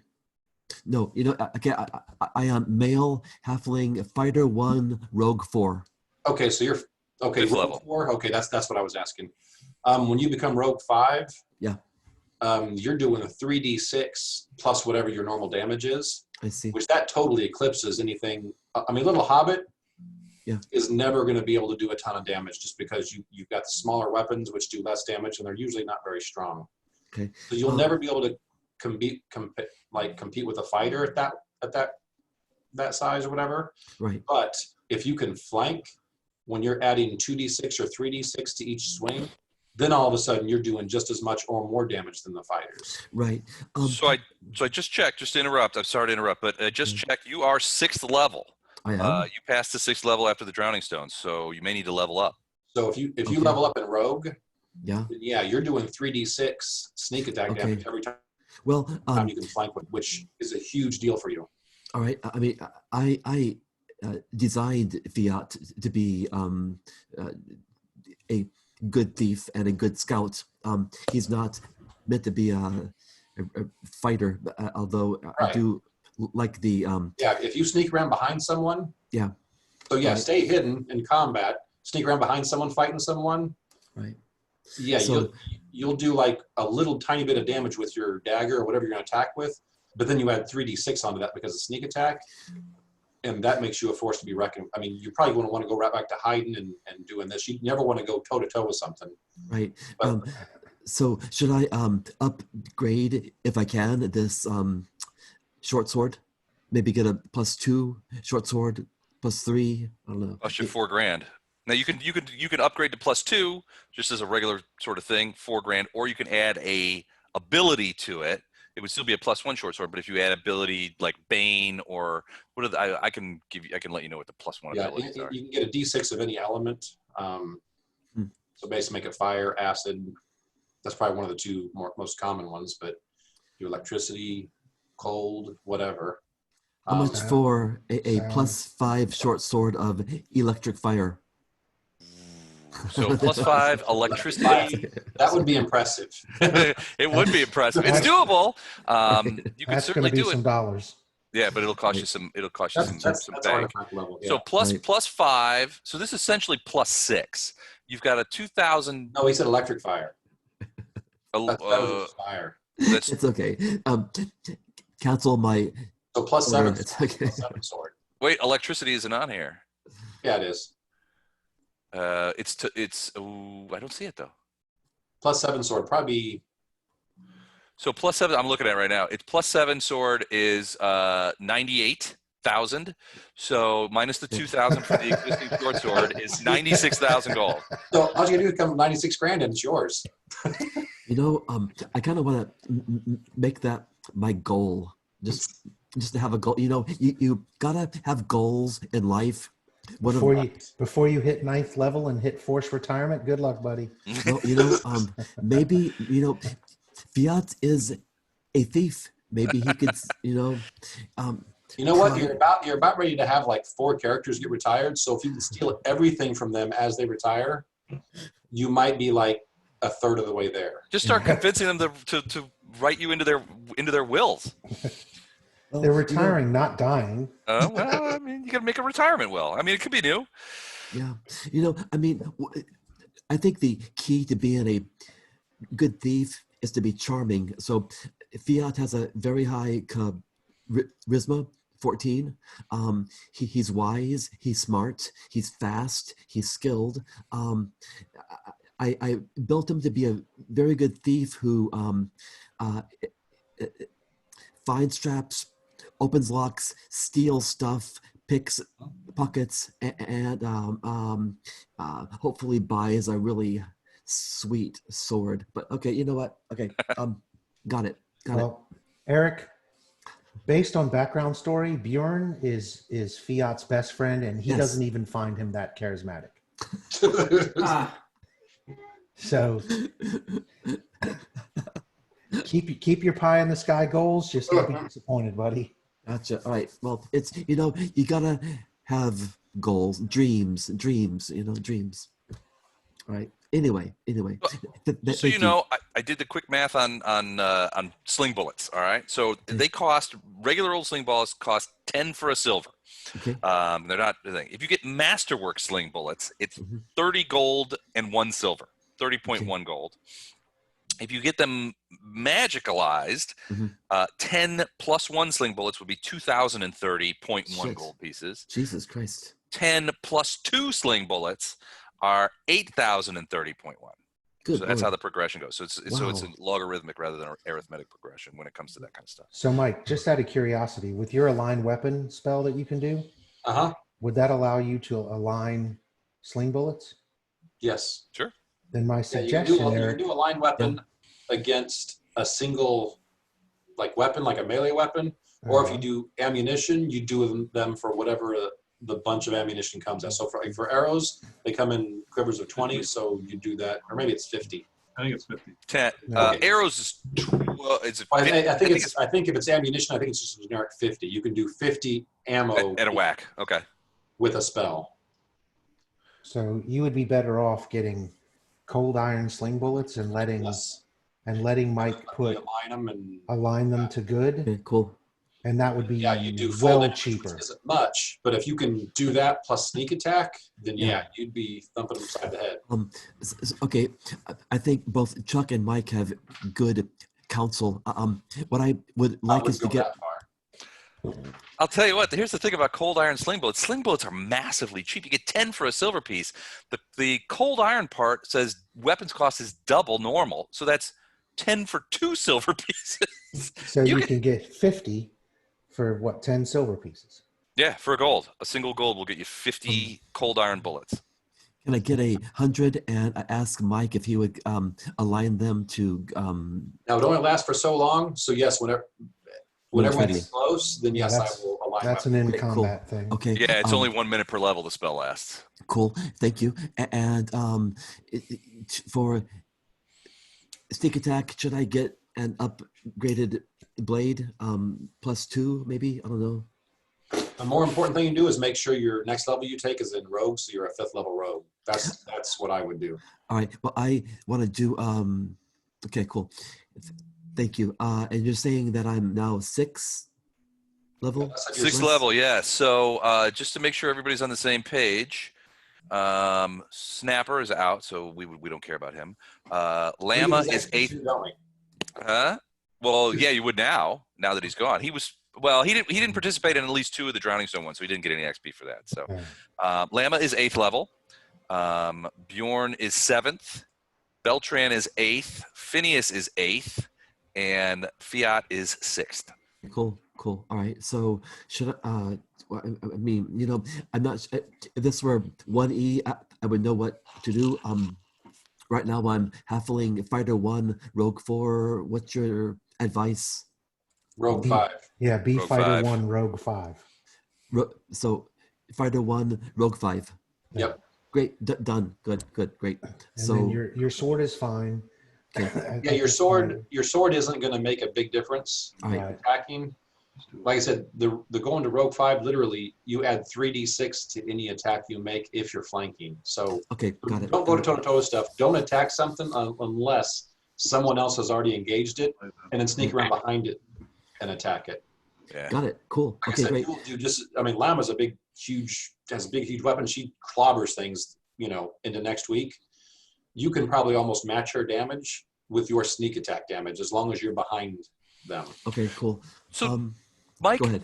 remind me, what is the rule about ranged sneak attacks? Only rogues can do that, Only right? rogues can do it, and they can only do it if they're within 30 feet. Okay. of So the- that's something to keep in mind with the slings. Depending on how you want to do that, if you don't want to get close, you can use sling bullets to attack from within 30 feet and get the sneak attack damage that they're talking about. Now you Cool. have to be exactly behind who's attacking them. Right. But yeah, you can be 3 squares away, so you're safe. All right. But you still get that sneak attack damage. And it doesn't matter if you're doing like D2 with whatever you've got, because you're not going to do your damage with your weapon. You're doing all your damage from your sneak attack. Yep. Gotcha. Okay. Cool. Then I will politely ask Mr. I'm sorry. Tunnel Thunder- Home? Tunnel Home. May I please purchase 100 Masterwork Iron Sling bullets? Masterwork iron sling bullets. Yes, please. Old Okay. iron. Cold iron, you mean? Cold Yeah. iron. Which makes Hold it on. masterwork. Not masterwork. I mean, you could make them, but it'll cost you like 32 gold then. That's fine. Yeah. Okay. All right. So if you want masterworks, you can get those. All right. Yeah, he can have those made for you. Take about a day. Thank you. Please. Masterworks +1 to hit. Is that right? Plus Yeah, 1 to hit, plus no 1 to change hit. on damage. Right. Great. All right. So no problem there, and that'll be 32 gold pieces, Mr. Flatfoot. Thank you. I hand over the loot. That he just took out of my pocket. Oh, wait. It's still in the pouch that you have. It says the pouch says It's got my name on Beltran's it. pouch on it. Yeah. You know, He like sits back my driver's license and all that and push that out of the way. Here, I don't need this. Here, you want to hold this? just drops it on the floor. Yeah. The pouch with Beltran's initials on it. Yeah. No, they're scratched out. BT. They're scratched out and they've got FF written over. Just once again, we're best friends. Don't pickpocket the orc woman. Yeah. I can't save you. She doesn't have the sense of humor Beltran does. Well, it's a sense of humor. It's just twisted and sick and wouldn't Oh, resist. yeah. She got a sense of humor. She's going to see how fun it is to, like, cut you in half, because to her, that's lots of fun. I relate to that. Cool. All right.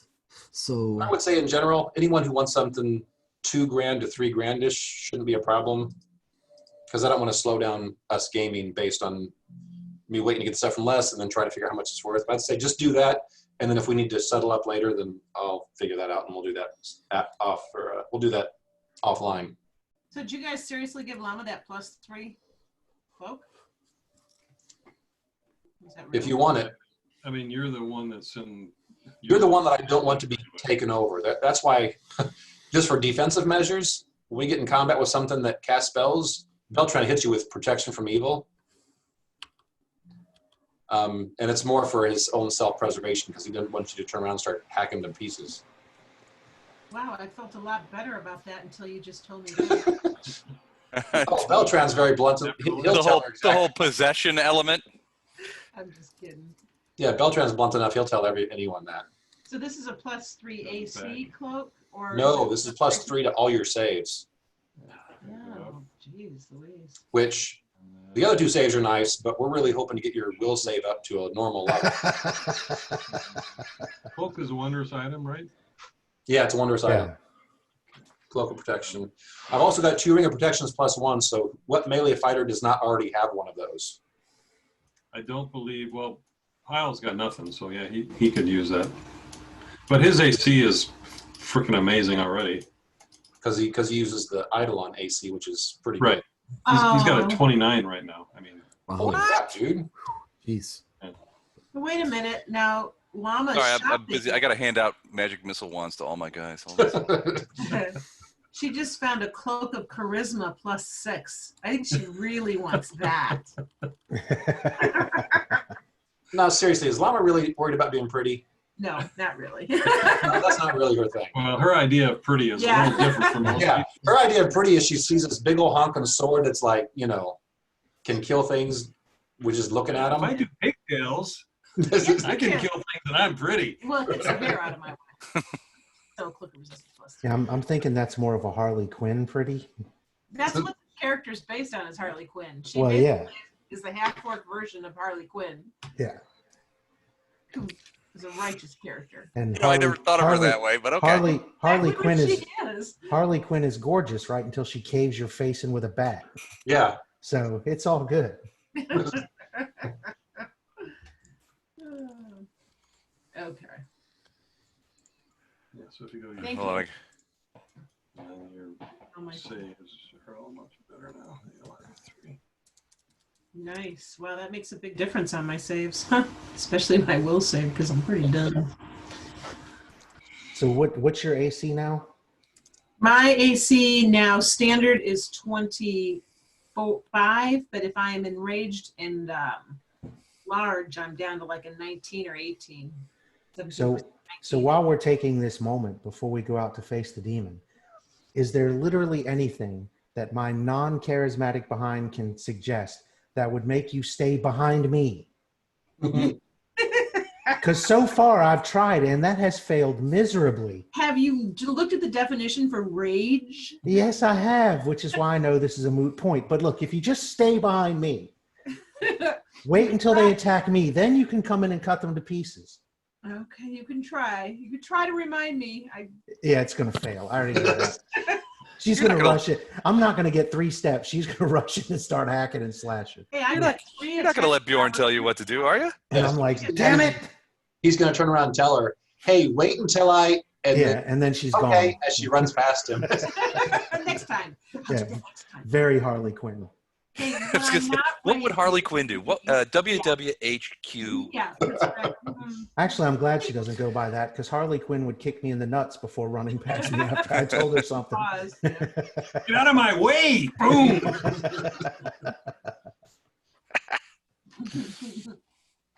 Okay.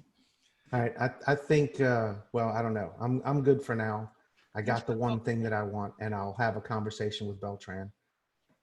Okay, so Anybody else going to do any shopping? Phineas, you've been awfully quiet. Well, I've been eyeing that perfect golden loot over there. Yeah, that's not going to happen. not going to happen. Not a minor artifact. Artifact is one of a kind item. Does anyone use a chain shirt? I'm wearing one now.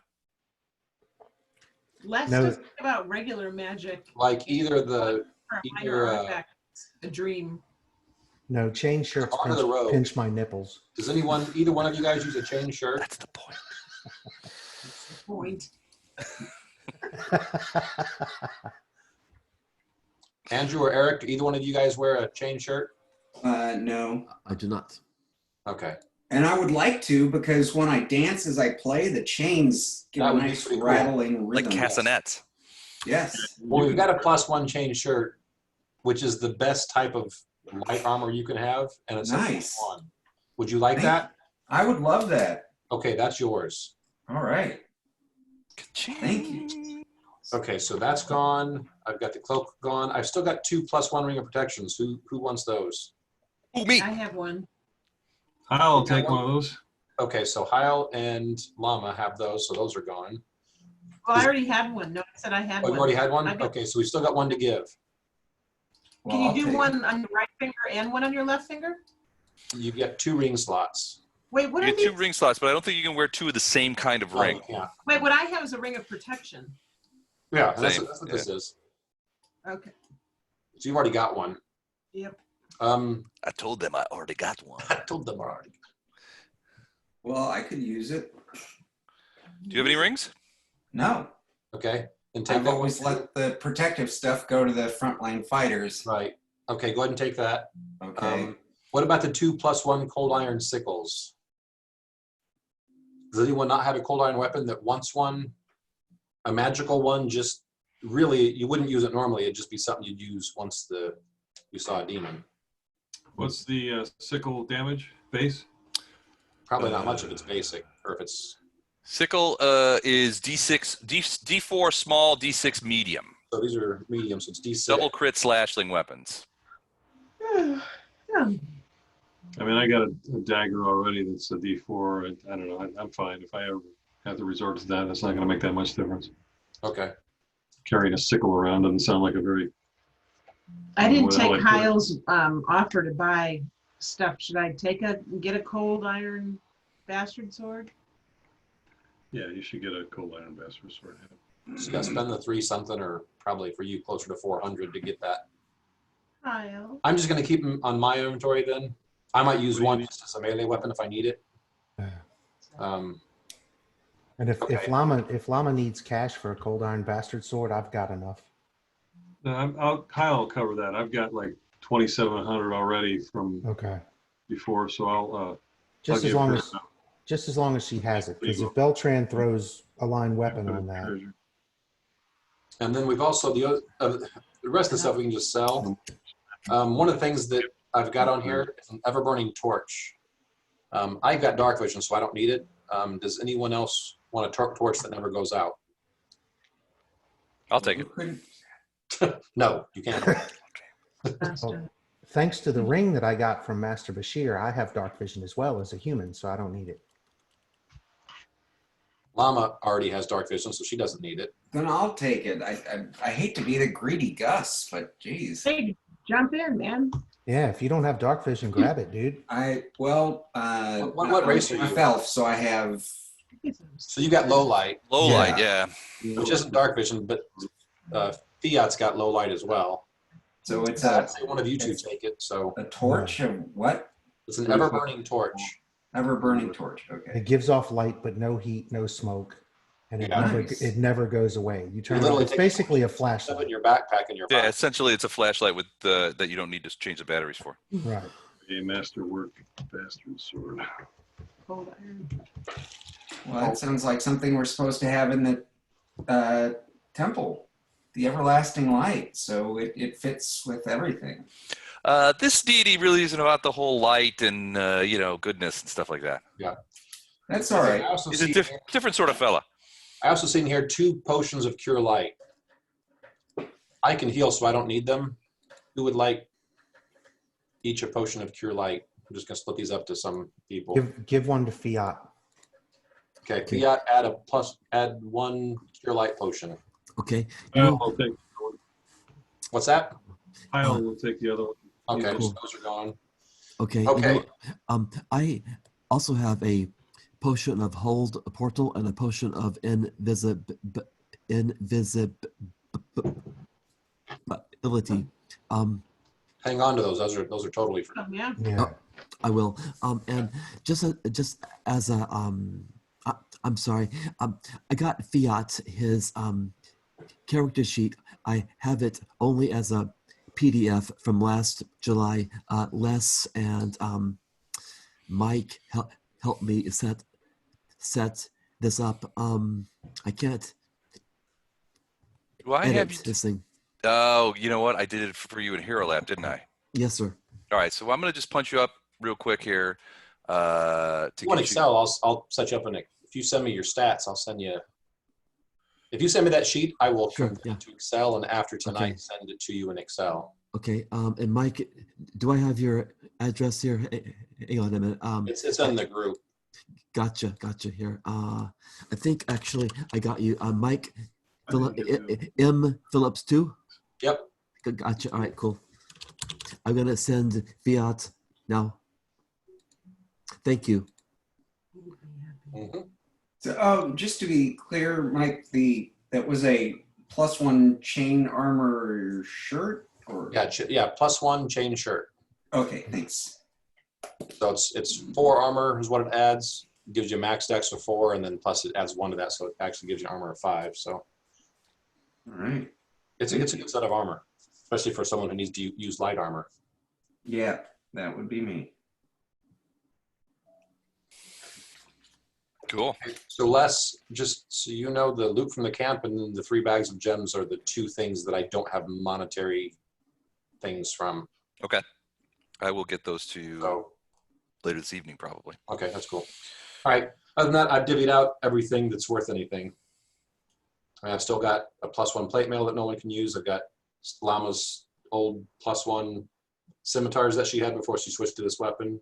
So I've got some more things, but these are things that we've already stopped using. So I'm just going to add that to the list that he gives me, and I'll see how much we sell price from all that.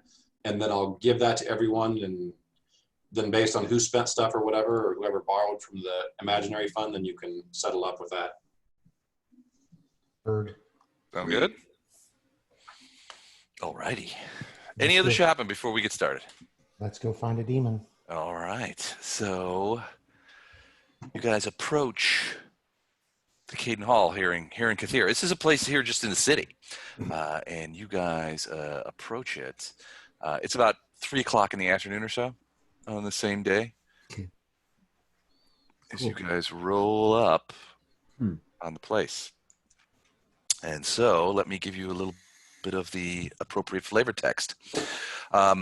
Basically what you're coming up to is a massive open-air fest hall of rough-hewn timbers. They've been replaced many times over, so you can see the timbers have the distinctive markings of having been burnt several times over the past years, with sometimes in large celebratory bonfires. So it oftentimes is a very sort of motley-looking place. It is also a loud place, and you can hear the sounds of festive crowd enjoying the local brews as that kind of stuff. These people are drunk.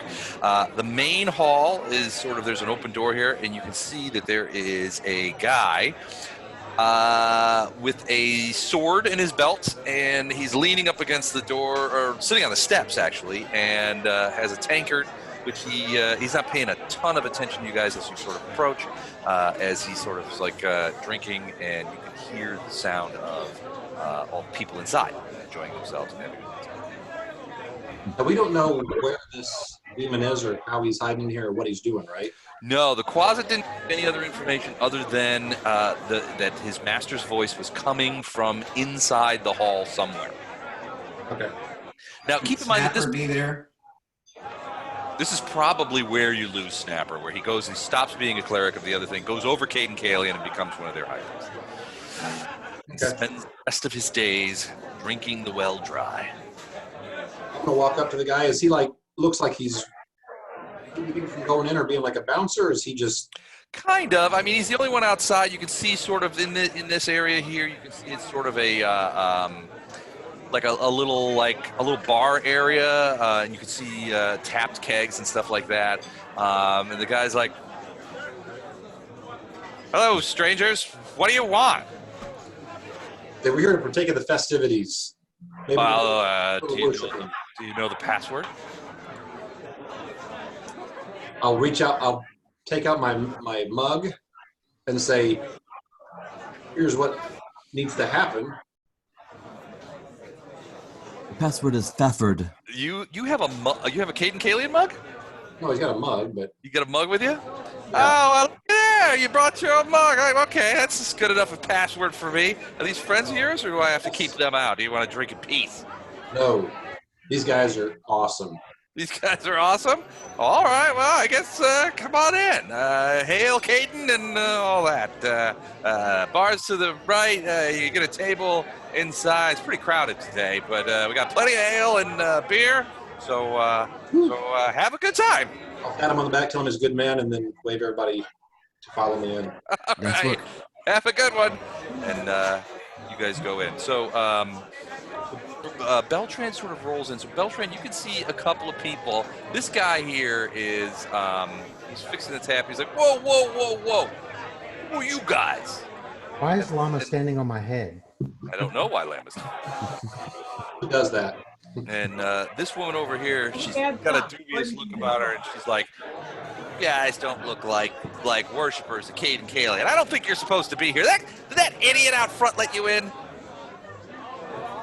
Yeah, he took my said I could come out here and worship with you guys. Oh, so you're a worshiper of Cayden Cailean. Well, I guess you know the symbol of Cayden Cailean I then. raise my mug and say, "This is what I'm here for." Oh, well, that's sort of the symbol. So all right, I guess come on in. I don't know about these guys, though. Can you vouch for them? Yes. All right, I guess come on in. I know Cayden tables. Cailean. There's tables down there. Get yourself a drink. Do you guys bring your mugs? No, we're trying to convert them. No, we got mugs. That's what we got. All right, come on in. Get yourself a drink and find yourself a table and have some fun. We're here for. You guys Glad go to in. be This here. guy, this dwarf is looking at you guys like maybe he's not all together about this, but this woman sort of steps forward and she's like, "Here, you're in the tap room now. Let me get you a fill up here." And she's like, "Bill, get these people some mugs.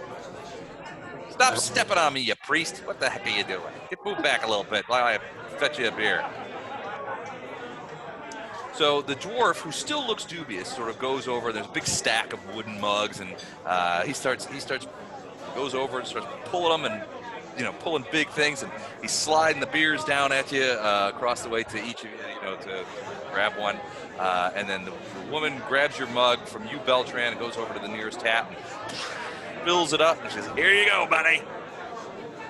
I thank her and Where's Fiat? Where's Fiat?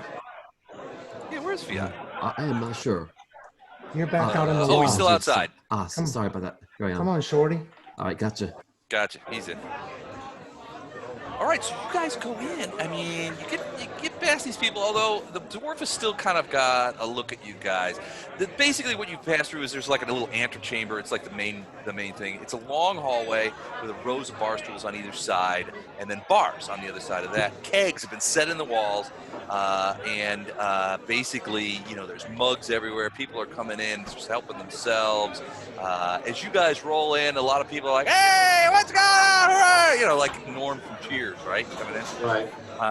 So everybody raises their glass. Everybody seems in various stages of inebriation. You can hear them, boisterously singing and hoisting their tankards and telling tall tales and laughing, that kind of thing. And they're just everybody seems to be having a really good time.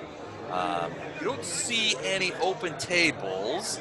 But there is. I mean, you can probably crowd at one. Some of these tables are pretty big, and a lot of these people don't look like they care too much. But yeah, everybody seems to be having a good time. Okay. Wonderful. I'm just gonna kind of whisper to the guys behind and say, "Okay, let's for anyone who looks out of place besides us." Say that again. I just say, "Hey, let's spread out and look for someone who looks out of place, besides us." Got it. Got it. Well, I'll tell you what I'm going to do just to kind of make you look less drifty and suspicious. I'm going to jump up on a table and I'm going to play a tune. And I'm Oh gonna, yeah, all right. And throw Cayden Cailean in there somewhere. Cayden Cailean, O.J. Simpson's guest. All right, so let's now would be a good time to learn a little bit about Cayden Cailean. He is one of the Ascended. He achieved godhood by passing the test of the Star Zone, but because of the way in which he passed the test, he's known as the Lucky Drunk, the Drunken Hero, or the Accidental God. He was just a Taldan sellsword for years, freedom fighter working out of Absalom. He believed strongly that no man should ever hold power over another. He went so far as to leave jobs unfinished rather than violate his principles. He had never planned to become a god, but when a drunken friend challenged him to take the test of the Starstone, an equally inebriated Cailean accepted, forgetting that only two mortals, Eridan and Norgr, have ever passed the test. Another story claims that Cayden was prompted to take the test after his advances were rejected by the goddess Calistria, but that's a legend. More legends abound regarding the challenges he faced, but no one knows the truth of what happened. But regardless, after 3 days, the sellsword, to everybody's surprise, including his own, emerged as a deity. He could not remember how he had passed the test, but continued as a god, much in the same way he had when he was a mortal, doing whatever he wanted, fighting many just causes and enjoying lots of drinks. His worshippers hold freedom and adventure in high regard. They oppose tyranny and oppression on principle. He willingly accepts challenges when they are issued, although not as a point of honor, for he sees no shame in retreating when necessary. And that's it. He appears very much unassuming and appears much before he did as a person. He's usually depicted as a bronze-skinned man wearing chainmail and holding a tankard of ale, sometimes accompanied by a rapier. He's often shown in combat against devils, and he is depicted sometimes wearing broken shackles, representing his pursuit of freedom in both body and mind. Lama is seriously interested in following these people. What was that? What? Hey, Les, can you? Can Yeah. you I'll turn kill it on. that crap? Lama is seriously interested in following this guy. Oh, he's a fun deity. Yeah, this is. One of my other characters follows him, and yeah. I don't think I have a deity. I think I just found my deity. Now you do. This is a good one to find. Okay, well, Lama's gonna like look for people that are serious about hooking her up with being a follower of this deity. Okay. As the Well, afternoon So progresses. so these two people in the front, they're sort of maybe I mean, they seem to be somewhat in charge of something. So they're sort of like keeping things organized. Maybe they can tell you how to work that. I mean, you could strike up a conversation with this woman here. She could maybe tell you. Lama, if you tell me, I'll introduce you to them and get you started. When I slap you on the back and tell you this is okay, hook me up. So I'll talk to this girl right here. Okay. She Just say, I told you I was bringing us some more initiates. It's like, here you go, right here. She is very. I grin really big. So she's like, "Oh, you're a big one, aren't you?" So my name's Vera, and she says, "Yeah, that tankard of yours looks like it's not quite full enough. Let's get you another one and talk about some stuff." And let me tell you, have you met our Lord and Savior, Cayden Cailean? Here, have another drink. So yeah, she'll top you off, and she begins telling you some things about, this is our temple, and blah blah blah. This is the best thing, and we hate oppression, and we love freedom, and everybody loves to drink, and we have a good time, and and you're just like, you're speaking my language, lady. Tell me more. Right. But what are the rest of you doing? I'm looking for someone who looks out of place. Well, it's hard to tell in this place because you can see all kinds of different people. You see people that traditional Catherians in their headbands. You see Westerners, a couple of tieflings, men, women, a couple of hobbits that look like they're ready for a fight. A couple of a couple of nobleman-looking guys, buxom wenches, and doughty fighters, and a couple of just everybody seems to be well on their way to getting hammered. I'm looking for someone who does not look that. Everyone looks like they're having fun. I'm looking for someone who's a little more alert, who is definitely looking for people coming in here, who is looking for someone showing up. Because we know this demon's expecting his Quasit buddy to come back to him. Give me a perception check. Wow, Fiat's already in there. Look at Fiat moving around, man. He's a mingler. And Fiat, give me a perception check for you as well. 31. 31. So Beltran, you're looking around. Phineas is sort of standing next to you, and everybody's wondering where John and Bjorn are, but they're still in the bar, in the tap room, getting a second jolt. Fiat, you've ranged the farthest. So give me a perception check when you can. So Yeah, Beltran, you're looking around this place, and honestly, if you're looking for somebody that looks out of place, that looks like they're not having a good time, that looks like they're not imbibing, you don't see them. Everybody here that you can see looks like they're in full Cayden Cailean party mode. You don't see a single person. You take your time about it. Okay. So Fiat, you're all the way over the other side of the room, unless I missed my guess, correct? I'm right here in front of the two. Right there. Yes, correct. Oh, the two ladies. Okay. And I rolled So a 25. you can see that there is another room connected to this room. You can see sort of through the windows, and you can't hear what's going on in there, but it looks like, at least from where you were sitting, it looks like there'd be people in there and maybe a stage. Okay, cool. Can I grab an ale and look But of course. relaxed, casual? Like I'm just here to hang out, and I wear a friendly smile, and I kind of wander About okay, and so people are friendly, and a couple of times they're like, "Hey, little man, what's happening?" And how's it going? How's it going? Yeah, they're like, "Drink up, buddy," and they're like chug contest and that kind of stuff. Great to be here. You guys are wandering around this room, however, and it's pretty crowded, and people are pretty hammered, which, frankly, only leads to one conclusion. There's only one thing that happens in a really crowded bar room when people come in who don't necessarily belong there, and that is a skill challenge. Oh my God. And that's came out of nowhere. And that skill challenge But is. You forgot to notice that they were enraptured by my singing and playing. Well, so you just jump up on a table and start, strumming your lute and doing a thing? Yeah. All right, so where did basically you go? fascinating everybody. Rubbing your lube. All right, so Come Phineas, on. I'm going to put you up on this table. So you're up on the table, kicking a few mugs off, and the guy's like, "Hey, what are you doing?" That kind of thing. But you're jamming. Give me a performance check, a bardic performance. Let's see how everybody likes it. Reading the loop. I know. So evil. Where would I find? Now you have a potty brain. You're a performance skill.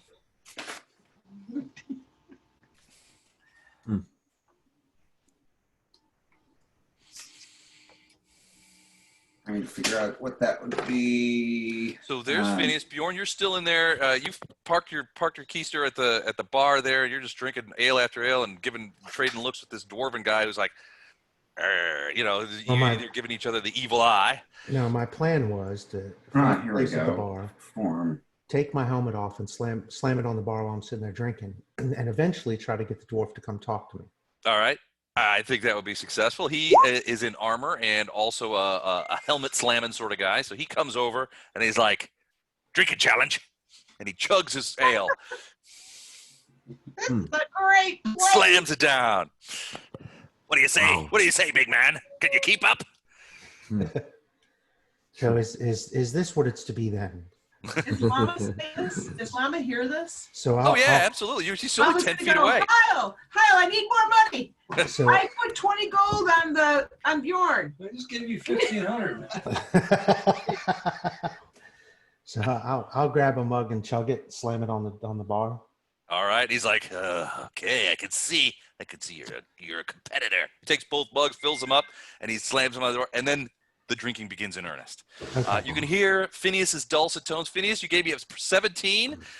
Voice cracking a little bit. You're thinking one of those strings is out of tune, and the guy behind you, one of these people, he's like, "Hey, buddy, why don't you get off the table and shut up? Quit that caterwauling, for Pete's sake. We're trying to drink here, idiot."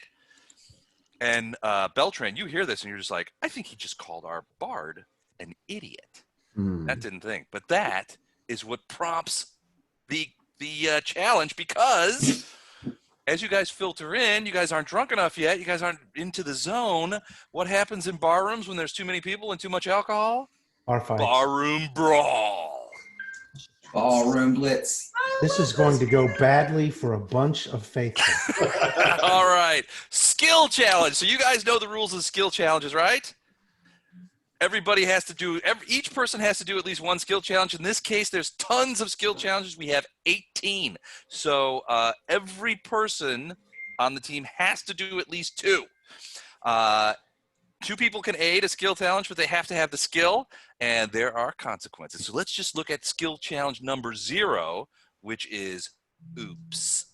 Hold on a second. Let's see if this works. Yeah, I don't think we're very. This is something where I'm hoping Fiat's going to shine, because Fiat and Heil, I need you to give me money. I got 50 gold on Lama.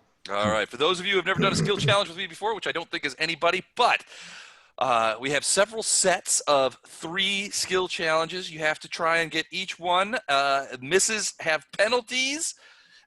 Let's see what happens. Right now, you're sort of colliding around. Phineas is on top of the thing. He's getting yelled at. Bjorn's in a drinking challenge with a dwarf, which frankly is a mistake on the best of days. Lama is throwing money around. Beltran and Fiat's trying to figure out what's going on in the other room. Beltran is looking awkward like he always does, and trying to chat up the other bar woman who may or may not be part of this whole thing. Let's do some skill challenges. First set: Perception 20, Charisma Challenge 22, and Any Knowledge Challenge 25. I've got Jack for knowledge, but I've got a 16 charisma and a 14 perception. Kyle's got a high charisma, pretty high. I got +5. Phineas should have a high charisma. Yeah, I've got 20 charisma with +5. Okay.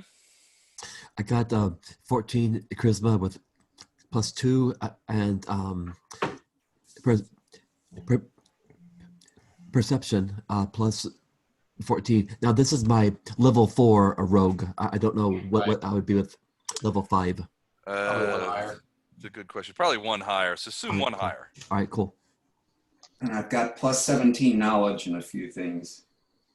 Okay. So I would say not, just because I think Phineas and Fiat are going to be the ones that have more of these than the rest of us. I think they should be the last ones, and those of us that just have a couple things probably should be the first ones to try things. Okay. Just because everyone has to do at least one, and I think They have to do. Everyone has to do at least 2. Typically, Got rogues. 18 challenges today. Right.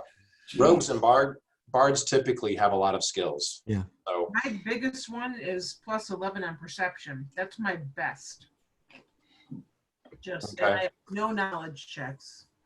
yeah, I don't have knowledge. I've got 14 for perception, and like I said, I would say then probably have John Heil do the charisma, since he probably didn't have a ton of skills either, but he does have a good charisma. I got +14 perception. Yeah, that's what mine is. All right. So Lama, your only skill or your highest skill is perception at 11. Well, actually, acrobatics at 15. That's my highest, followed by the 11. Then it's a 9. Then it's a shit show from there down. Well, if all of us have to do at least 2, then you probably need to do this perception, and then probably have Fiat and I aid you. Yeah. You guys, I guess I should probably show you all of the challenges to help you better plan. Yeah. That would be very helpful. That'd be nice. Oh, for fuck's sake. Oh, there's an acrobatics. I mean, I got something there. Are you serious? Acrobatics. Cool. We're going to be screwed on the wisdom one, so if we choose that. I've got good diplomacy, and I've got good perception. That's kind of the 2 things. I can probably kill everyone in this bar.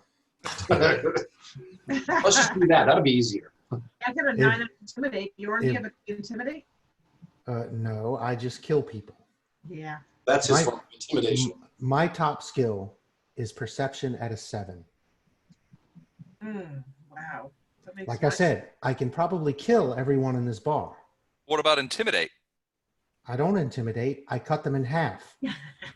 Then they're intimidated Kind of How about intimidating. Dex? to How about death. Dex? Do you have a good Dex? Do I have a good what? Dex? Actually, hey, Les. If you strip is off that? all that armor. Well, I guess you wouldn't. Big man with a table. So what's the roll? Is it an attack roll? No, this is what happens if you. I'm sorry, basically, that was skill challenge 3 is a big man with a table attacks you guys. So you have this 3 skill challenges, and if you miss them, the big man has +6 to attack. The table is a D8 +4 damage plus shatter, D4 non-lethal from that, plus a D6. Okay. reflex checks or you're knocked prone. Basically, a big dude picks up a table and starts swinging it Right. around. Okay. Never mind. I was thinking that was one of our. Can only one person do a check, and then if it fails, or can we do multiple? No. Well, you have 3 checks for each thing. But if it We fails, can choose either column 1, 2, or 3 for each line, but one thing on each line has to be done, and that's done by just one. No, all 3. oh, he's gonna say all. You have to do all 3 checks for each line. Every one of us has to do. And if two. any one of these checks fails, the miss thing happens. It depends. Yes, it depends on the severity, though. You might as well just start doing all these. There's no way we can do all 3 of these every time. I guarantee it. Well, you know, Try. Let's try. Well, some things have to let's happen. try. Let's No, try. Don't let's worry. try. So Let's you want me try. to do the first perception and Well, we got to role play through what's going on, right? do we? I think we're at Not that. yet. We need to figure out who's going. When the big guy Whoever's gets up got with the the two skills, pick out the 2 things you're best at. Okay. I'm best with charisma and knowledge. when the I big think. guy gets up with the table, I'll throw the dwarf at him. That could happen. Acrobatics and perception is my best. I got Okay, a lot of so- skills. You know, So there's 1 acrobatics, right? Mm-hmm. Kyle can do a bluff if nobody else has. He's got an 11. And when I I got say bluff best, 11. somebody 11. else might have a better I have a acrobatic. bluff of 12. Nice. Cool. I got bluff 11. I got intimidate Does plus anyone 2. have knowledge local? Yeah, I've got knowledge local at plus 13. Okay. He's got it at 6. We can do intimidate at 9. I got a 9 on intimidate. I got an intimidate of 2. Watch out. I have intimidate of 4. Yeah, this is just not a very skillful party. This is gonna. I'm a fighter. I've got like 20 skills at 8th level or 7th level. I have a bluff at -2. All right, I'll tell you what. Everybody has to do at least 1. I can bluff at 12. Woo! There's our Okay, that helps a bit. So those of you with little to no skill, pick the thing you're best at, and we're gonna fill those up first. I'll do acrobatics at 15, so unless somebody is better than that. Now, I got acrobatics, you know, at plus 14. Although I'm Yeah, Eric and Andrew, you aren't gonna be first because I think you guys are gonna be doing you 2 are probably gonna be doing the bulk of these things. Remember that two people can aid another too, Right. and that's only a DC 10. So you just have to have something in the skill. Chuck, you said your best one is perception at 7. Yes. So I think the first one should be Chuck doing the 20 perception. And then whoever's the 2 best perceptions, which I think it's probably me and Fiat, would probably be the ones that would aid him. Cool. And it's just DC 10 to aid, right? Is it 10 or 15 to aid? It's 10. And Okay, so Eric and I automatically aid him. Both of our skills are higher than the DC, so. what's up, 8 plus 2 or plus 1? Chuck, you've got an extra +4, so you got 11, and you're trying to reach 20. Okay, so I can do perception, just add +4 to the results. Nope. Woo! Nope. All right. So No, 01 no, fail. no. Perception check fails. We failed that one, so we don't even need to do the other 2 then, do we? Yeah. No. Keep going because there are different levels of Okay. fail. There are different levels of fail. Okay, so Chuck is done. Chuck's done. I'm gonna drink, So who? I think at this point we just go with whoever got the highest charisma, which is not me. I think it's either. me. I got a 7. Let's go with John Heil since he has to have one. I think both John and Andrew have really high charismas. 20 is a charisma? I have 20 charisma, yes, plus 5. So okay, John did it without any help at all. So So he made it. well, no, he needs someone to do it to help him. Yeah, if one person helps me, I got it. But to be honest, anyone else can automatically. Yeah. The way the I'll help. And yeah, Phineas can help automatically without any. Yeah. Right, so- Okay. All right. So that's a success. So we failed perception, we did charisma, and the knowledge any. Who's got the highest knowledge skill? I've got plus 17 in several categories. Okay, Wow. you're it. So go ahead and two people that aren't Phineas who have a knowledge skill, basically add your skill and see if you get above 15. 10. So do I? There's one. Okay, so John aided you. Someone else with the knowledge skill to aid him. Fiat has the knowledge history +2. Okay, it's only +2. Anyone else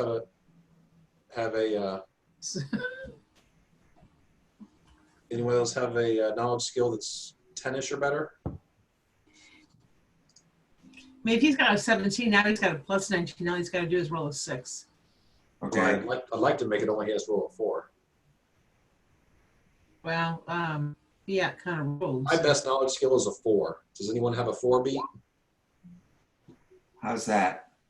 That'll do. Holy crap, dude. Ooh. Okay. All right. One fail. So this is whoops. Something happened. So finish. You're up there, and you see a guy, one of what you think might be a waiter or something like that. A man is weaving his way through the crowd carrying 2 big handfuls of mugs. You know how they do like at Oktoberfest, where the women in the dirtles have like 17 beers in each hand.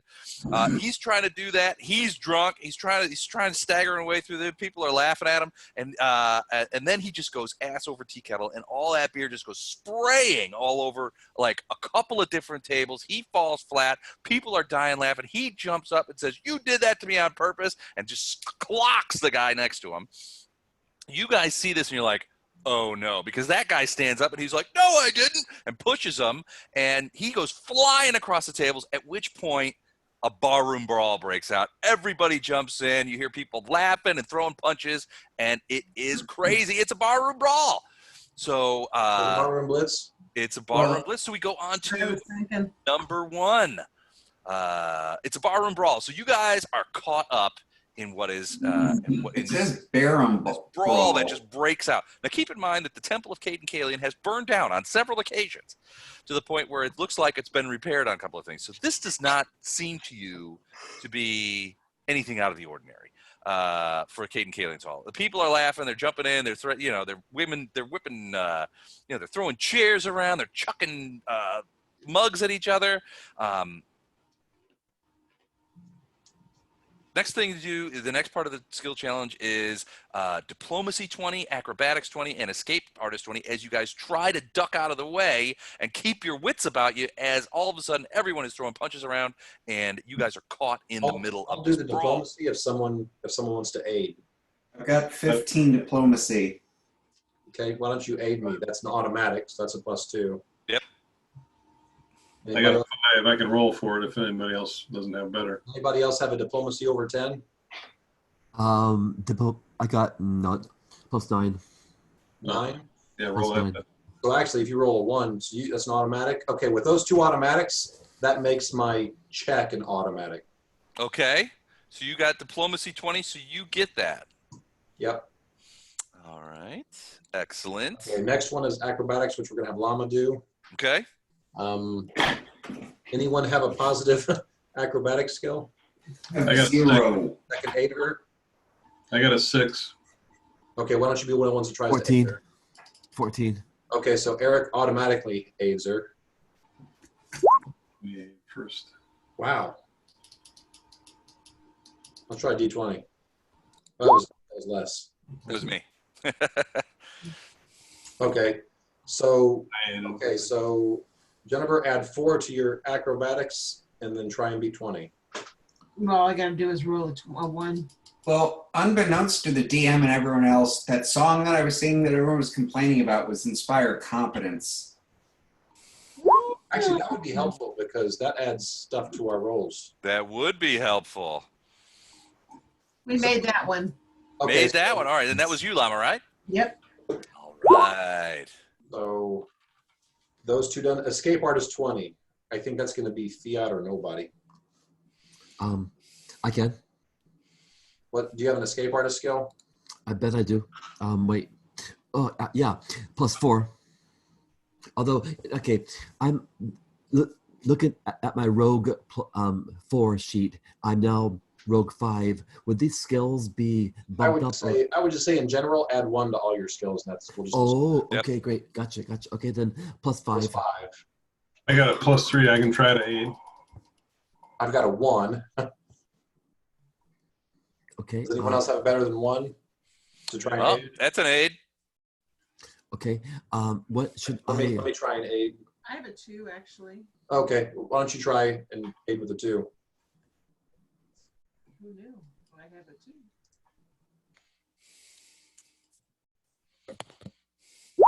Hey, Nice. look at that. You guys are killing it. All right, 2 aids. Okay, cool. So basically, fiat roll a d20 and add an 8 to it. D20 and add what to it? 8. 4, add 4. 8. You got 4 for your skill and 4 for the aids. So Gotcha. Shit. Oh, natural 1. That Yeah, triggers 2 an on the event field, roll. Dun, dun, dun, dun. 60. Let's check the go to the chart. A random brawler hurls a flagon or a chair at a PC. I think because Fiat missed it, he gets the attack. Oh. So it is a ranged drunken reveler attack with a chair. A drunken doofus tosses a chair 11 to hit. Is that going to hit you? I am No. AC 16. 16. So a chair goes flying by you but misses and crashes into somebody else. They go flying over the table and somebody yells out, "That halfling did it!" And, guys start chasing after you. All right. Number 2. Someone threw a mug at me. Oh shit. Stealth 20, wisdom 23, sense motive 25. Okay. Is there anyone who has not done a check yet? No, everybody has done at least 1. Now, 2 of you have failed, but everybody has done at least 1. So Okay. we So have at this stage, we achieved can just take whoever's best.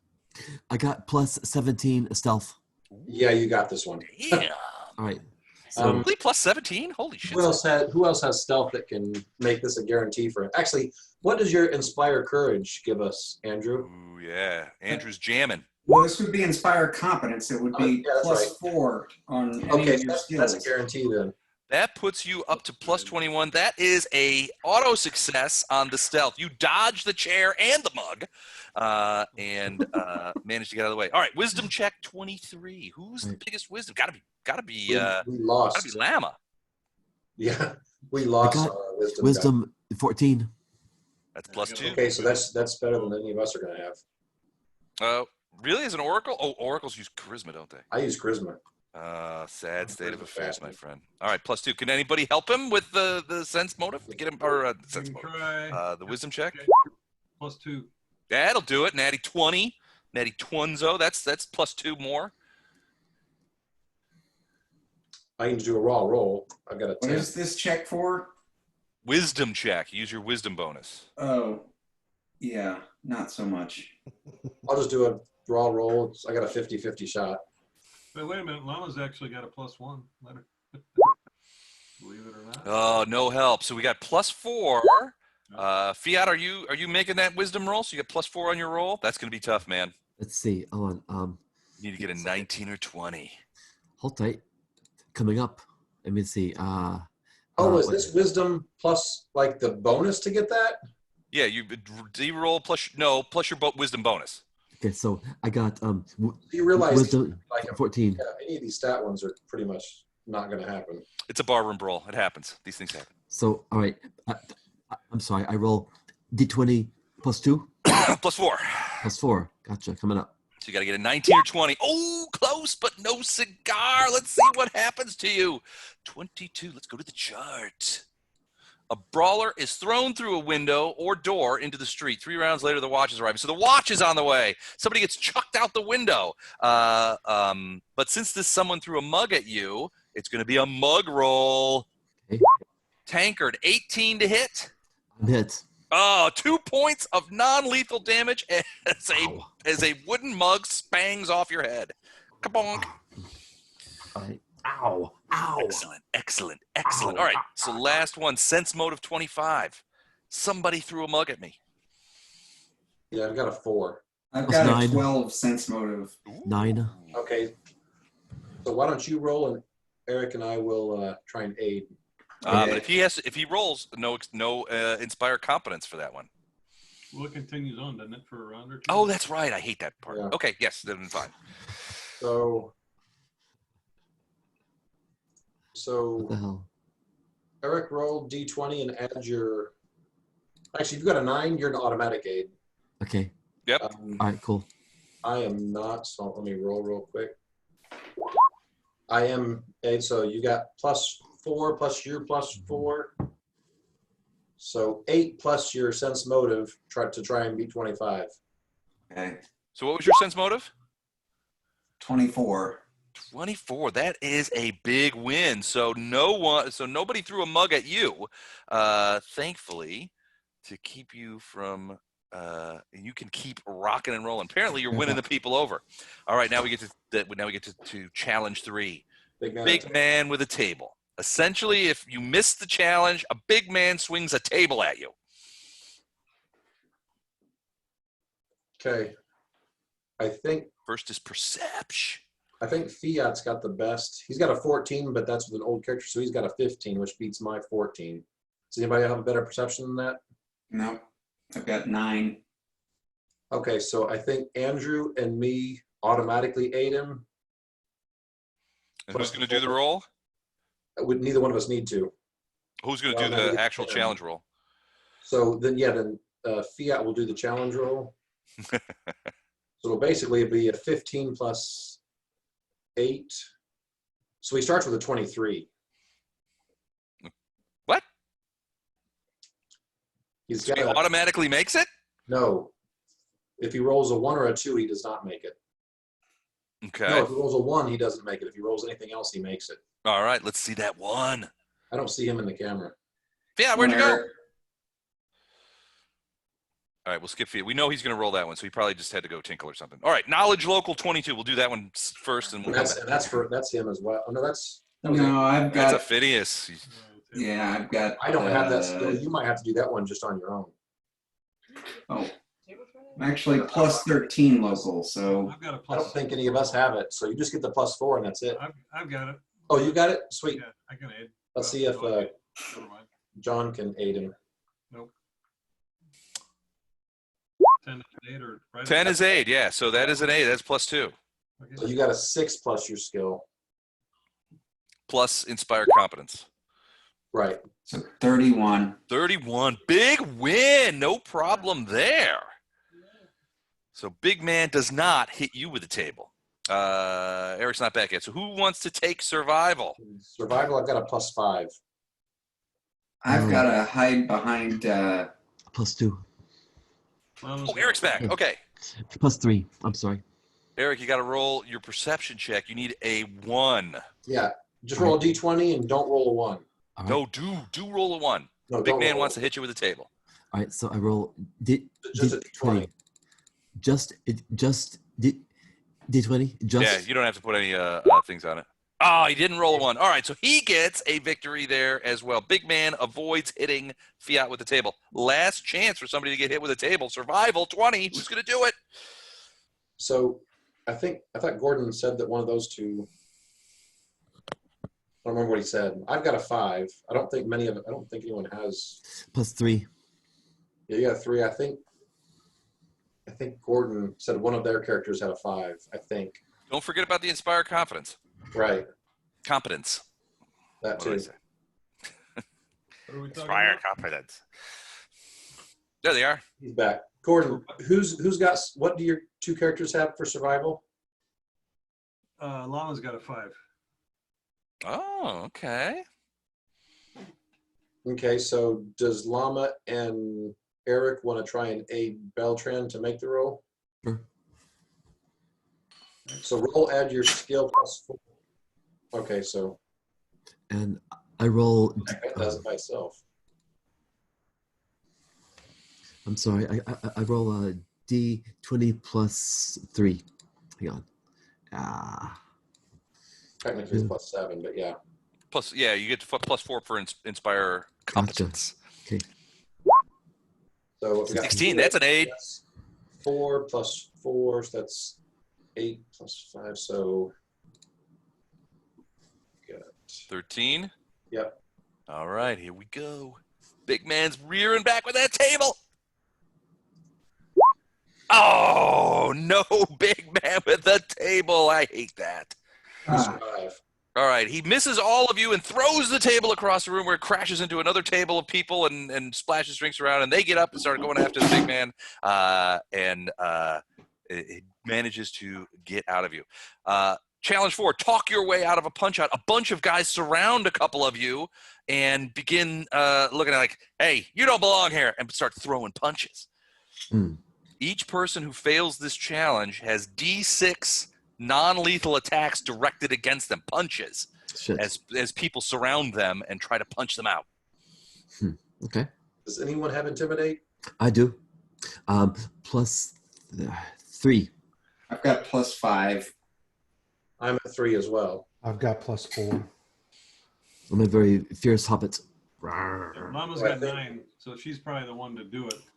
So Lama will do it, and then probably, so it'll be Chuck and Andrew doing the aid. Okay.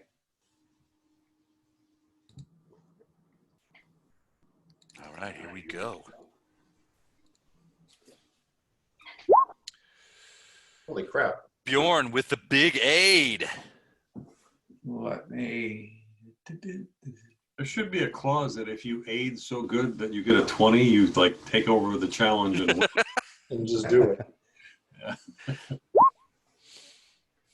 17. Phineas aids. So who's doing the intimidate check?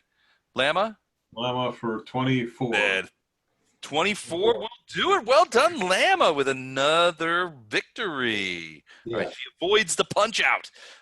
Bluff. Who's going to bluff their way out of a punch out? What is it, bathroom rate? I've got +12 on bluff. Kyle's got 11. Plus 12.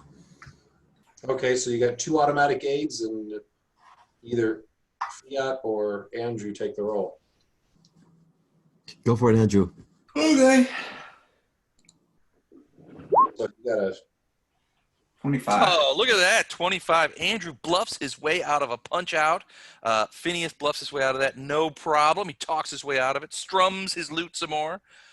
And then the last of the challenge, perform 20. Ooh, that looks like a could be another Phineas as he tries to Yeah, ramp that's up the totally rock. Oh, perform. Yeah. that's just you. Does anybody have perform at all? No, I know. Yeah, about- me. I don't. Anybody else? I mean, can anybody Oh. aid him? No. Maybe that Flipping reason's hair all- count? Lama's got a flip hair perform. Flip hair? Boy, I tell you what, a half-orc Harley Quinn flipping her hair during while Phineas ramps up the rock, I would be distracted. If she can aid, I mean, it costs her nothing. Roll it. 24. But Not that it you needed it, man. doesn't matter because I still want to see if the hair flip worked. Can you roll that? Hang on. No, did not. It did not work. But Phineas manages to avoid You had to getting shake you her head to punched flip her out. hair, and she headbutted someone. Yeah, she had oh. All right, you guys managed to talk your way out of a punch out and do not get hit. All right, so everybody's trying to get their final punches in as the ballroom brawl dies down. Challenge 5, climb 21. You're climbing away from these guys, probably over a table. Got this. Mine's a 0. Plus 10. I have +4. I can try and aid. I'll do an aid. I got a 7 too. I can aid. Go ahead. What do you have, Lama? We both Same have as Kyle, 7s. 7. No, well, you guys both do the aid. All right, that's Oh, 10. really? That's a successful aid. Okay. And another successful aid. Okay. So I'm rolling Plus 6. D20 plus 10 plus 6. Yep. All right, 16. Hang on a minute. I'll be right there. And boom. Fiat has no problem dodging the final punches of this barroom brawl that is ending as we go. Heal 25. Can anybody do that? I can, but I'm not that good at it. All right. Can anybody help? That's what I use spells for. I don't need to manually heal people. As a guy falls to your feet, he's bleeding from a tankard to the head. Help me, he says. Help me. I have a +1. I got a 2. Someone's I have a potion of healing. +2. Oh, I'm sorry. +3. +3. Okay, I'll do the check if I get 2 people aiding me. There's an aid. I can aid. Hang on. Whoever had the 3, have them aid. I will. Aid. So I roll d20 +3. Plus this fire curse, so it's technically +7. 7. Gotcha. 17. Okay, so I've got an 8. So 8 plus 8, so I've got 16. That's still not great chances, but it's the best we got. Ooh, Bluff normal. 22, got to a 20, or I'm sorry, heal 25, got to a 23. Anything else that you can apply to that? Did you put Inspire Competence on it? Yeah. Oh, so that is a fail. That's okay, though. We'll go into that. Last one, Dex check, 25, bad one. Let's see what happens. I've got a +3. So do I. I got Yeah. dexterity 18, so I got +4. You'll make the roll, Okay. I have a +2. and then I guess 2 of us with +3s will do aids. There you go. So it's +7s. Okay. Who's doing the roll? I will. You guys can do the roll after 2 of us see if we can aid him. +7. 3. Okay, I aided. Okay. +7. Someone else who has a +3 dex, see if you can add +7. Is that +7 or +3? I have a +3 dex. But the Inspire Courage adds 4 to all of our rolls, so Inspire competence. well, that's what I meant. Nice. Confidence. So, okay, so Two aids. you've got 8 plus your 4, so roll and add 12, and you're trying to hit 25. Okay. 13 or better. Shit. Did not make it. Oh, that's okay. All right, so that is the brawl dies down, and a couple of things happen. Beltran, one of the other brawlers, rightly or wrongly, feels that you have helped him in the fight somehow. He's drunk out of his mind, but very grateful, and offers you to help in return. He can offer you shelter, provide local information, or perform other minor tasks. I owe you, man. You helped me out.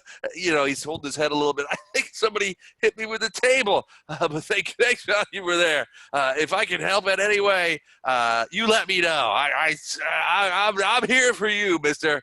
Anything I can do, you let me know. My name's Bill, and you can find me here if you need my help. Thank you, man. That was awesome. Okay, I'm going to keep track of Bill. Okay. Fiat, you look down and you see about this time the watch shows up and they're like, hey, come pull this off. And then, just like the Catherian City Watch, they arrive immediately after the brawl is over, rather than stop it. You happen to be you happen to be standing up next to a guy who turns out he's drunk out of his mind too, but he turns out he's an off-duty member of the watch. So as the watch is coming over and they see you guys, and you guys don't seem as drunk as everybody else, and they're like, there's the instigators right there. This guy steps forward in front of Fiat and says, oh, no, wait a second. Guys. I know what happened. These guys had nothing to do with it. This little man and his friend, this guy, I saw him get hit by a tanker. They didn't start it. So he steps up and he's like, look, it's okay. These guys are cool. Just leave him alone. And the watch is like, I don't know about that, but all right. And they start like going around checking people out to see if everybody's okay. There's a couple of wounded that they sort of drag out, and that kind of stuff. But then it almost as if turning on a faucet, the ale and beer begins to flow again, and everybody sort of sits back down wherever they were. They toss the broken chairs out of the way. They get fresh mugs, and they return straight back to drinking. Yay. So what's a tankard of ale cost these days? Can't be much. Can't be as much as an elaborate breakfast. So Lama's going to throw 1 piece of gold to the guy behind the dwarf behind the bar and say, drinks for everybody. Hey, drinks for everybody. I tell you what, there's probably 30, 40 people in here. They hear that, though, and he's going to be like, well, it's going to be more than 1 gold coin, but yeah, now that you've said it, you're liable. So he starts pouring them, and everybody's like, ha-ha, to Harley Quinn, half-orc Harley Quinn, we love you. Join us. They are loving it. So, but everybody's, the waiters are passing out things. Probably a few gold probably cover it. Yeah, I would say 5 or 6 gold would probably cover everybody, plus tip. Everybody's toasting you, and Phineas is like, let me sing you the song that I wrote about Lama, and hooray, that kind of thing. And so it goes back, and everybody kind of goes back to doing what they were doing. Celeste has been kind of keeping his hands warm by the fire, and he's looking at this person. Okay. About that one, did this person engage in the fight, or did they? Oh yeah, he threw punches around with the rest of them. You suspect that he may have chucked the tankard that hit Fiat, but you can't be sure. I mean, there were so many things getting flying around on that. But he just sat back down with his buddies, and he's sitting there. But yeah, he's dressed as a nobleman, so you suspect that he's some sort of Caidean noble. But he's drinking and as drunk as anybody in here. Okay. He's just the only one who doesn't have multiple icons, so I thought he might be somebody special. I ran out of guys. He does have multiple icons, but he's not. The other one's in the other room. Oh. Yeah, he doesn't seem to you to be obtrusive at all in any particular way. How about the succubus looking that one? Oh, that's just a buxom young Caidean lady. What's she been doing in the? Well, during the brawl, she was mostly ducking. She's not much of a fighter, so she sort of crawled under one of the tables. But now that she peeked out, she's back to drinking. You're not entirely sure. She may be a waitress. She may be a patron. She sits and drinks as much as she goes and gets beers. So, I mean, it's kind of hard to tell. I mean, this isn't a regular bar. It's a temple, after all. Gotcha. Fiat is down near the southeast. Are those doors there?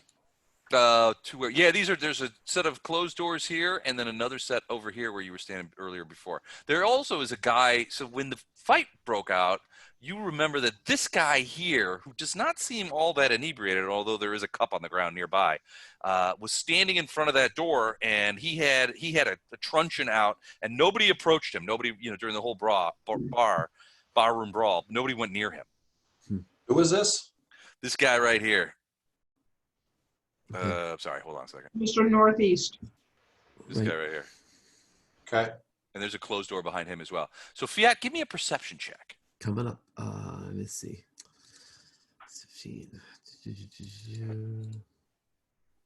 26. All right, so you press a hobbity ear against the door. It's kind of hard to hear over the raucous, but you hear somebody inside be like, "Hey, it's great to meet you guys. I'm glad you all are here. Hey, have you ever been to anybody here from Absalon? Okay, I'll talk slower. That kind of thing."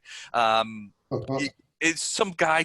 What you can hear is some people laughing, some people booing. You hear the clank of mugs, but it sounds like somebody is in there doing stand up.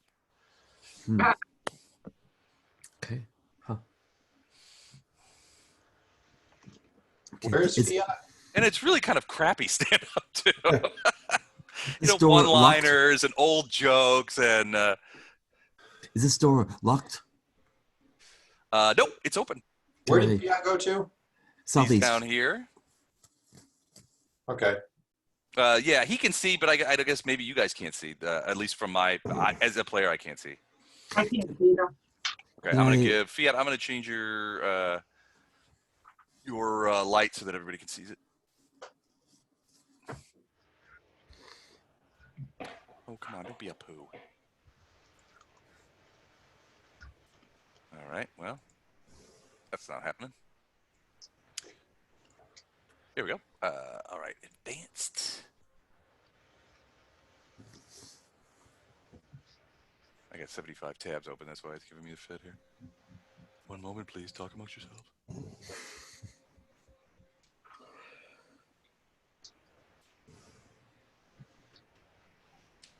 Any day.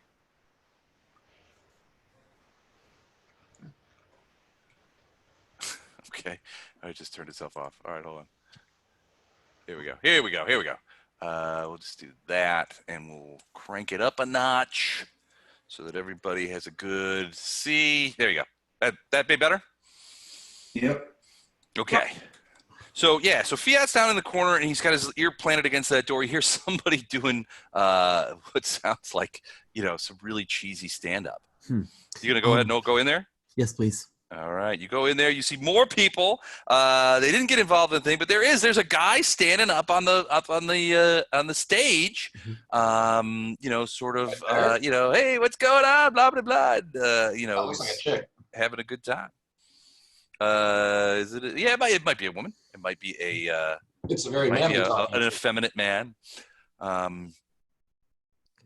Right. Do I? All right. People around here are listening to this guy, the blathering prattle of a Taldan jester, a guy named Arnaud Deschamps, a human male bard.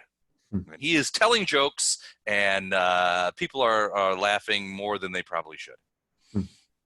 That's what the 4-drink minimum's for. That's Right. exactly right. So you step in and you've got a flag and you take a seat at the table and you see this guy. And, you know, again, it's like these really cheesy jokes. 2 people go into a Temple of Cayden Cailean. A man and a horse go into a Temple of Cayden Cailean. Bartender says, "Why the long face?" You know, and he's screwing up the jokes, but everybody still finds it to be pretty funny. Okay. Can I look around this room, and does anybody look different? I don't know. Or are they all just drunk and happy? Everybody seems to be pretty drunk and happy. You don't know. Give me a perception check. Sure. Let's see. Where am I? Here I am. Okay. 27. Okay, yeah, everybody looks kind of you know, I mean, like in the other room, they're pretty drunk. Everybody seems to be more or less you know, kind of, you know, cranked. This guy is sort of, you get the impression that maybe this guy is on the stage, or woman on the stage is more or less just like winging it. But beyond that, you know, everybody seems to be having a good time. They're stomping on the floor. Some of them are laughing uproariously. Some of them are booing and throwing beer up on the thing. It's pretty raucous. Maybe that's our different person. Can I don't know. All right. I would like to wait till her show is done and then talk to her, but I'll just wait for now. Just wait. Okay. Hi, Tom. Hey guys. Hey.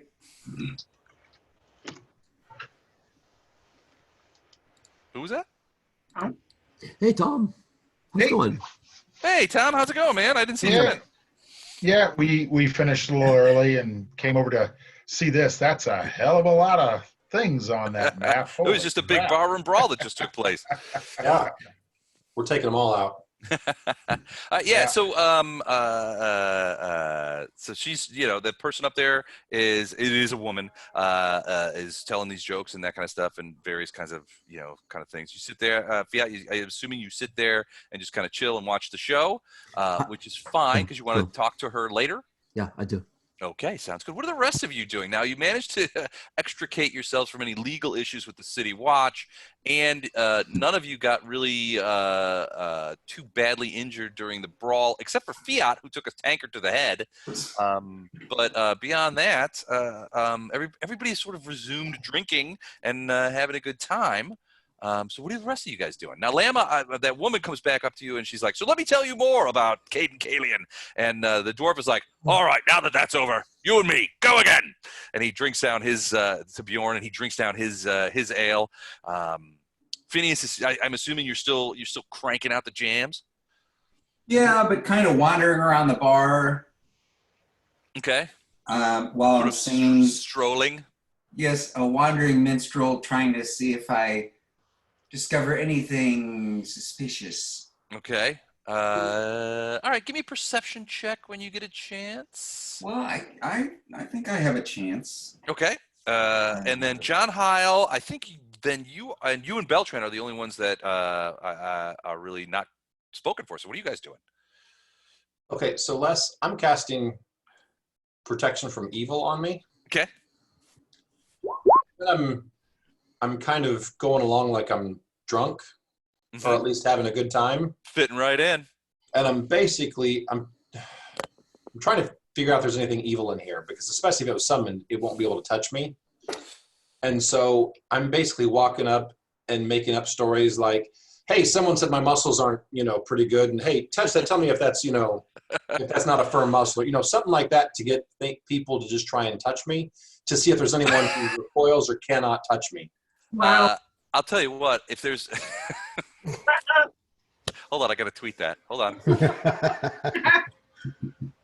Wow. How did that go? I'm just trying to figure out any way to get people to touch me. Yes. Okay. Can't get that recoil. At Cayden Cailean's place, that shouldn't be hard, actually. Okay, cool. No, actually, so there's a couple of different ways. I mean, you could like bump into people, that kind of stuff. Because so no, I can't force the issue. Like, for instance, if the whole protection from evil only works if they approach you. Oh, okay. You All right. You can't use it to push evil out. If you do that, it nullifies it. So you're asking random I have to people have in a them bar come to me. to touch your I'm muscles? making up some kind of excuse. I mean, my character is much better than I personally am, obviously. You do point to a cut and say, is this looking effective to you? Ask yeah, him to touch your staff. Yeah. Can you rub the end of this, please? Can you? What? If someone's that drunk, if I think that'll work, I'll use that line. But I'm just trying to think of anything I can think of to just. You get a few laughs, and you get a few people who are like, "Yeah, big muscles there, big man." And at one point, there's a Haggerty-looking old woman who gives you a nice solid smack on the ass, and a couple of people. I mean, some people actually stagger and bump into you. This guy's one of them I go to try and do that with, because. As you approach, so what do you say to that guy? I basically just say. Touch my monkey. Come across like I don't know, like you're having a contest with someone, and I don't know. Well, you gotta see, because he's just looking at you. He's got that truncheon in his hand, and you're sort of staggered up to him after he's seen you ask other people to sort of touch you, and you see him wandering up to you, and he's like, "If you think I'm going to touch you, buddy, you could just forget about it. Yeah, no offense to you personally, but I just don't swing that way." Arm wrestle. Yeah, because they approached me. I was like, "Are you up for an arm wrestle then?"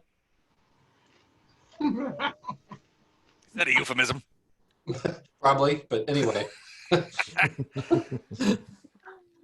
All right, I'll arm wrestle you, but I can't go far. Here, he's like, "Come over here." So just in the like you used to do when you were a kid or whatever. Yeah, okay. He just says, "All right, come over here to the edge. I'll arm wrestle you real quick, but stay away from the door."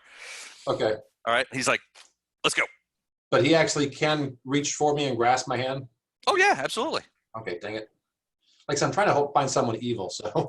All right, straight up 20 roll. We got to see who wins this thing. So you roll a Okay. 20, add your strength bonus. He'll roll a 20 and add his strength bonus. Ooh, Good, belching. oh, that was 2. Sorry, but that's wrong. Never mind. Woo! That's pretty good. That would be good, but it would also be That's wrong. a 20.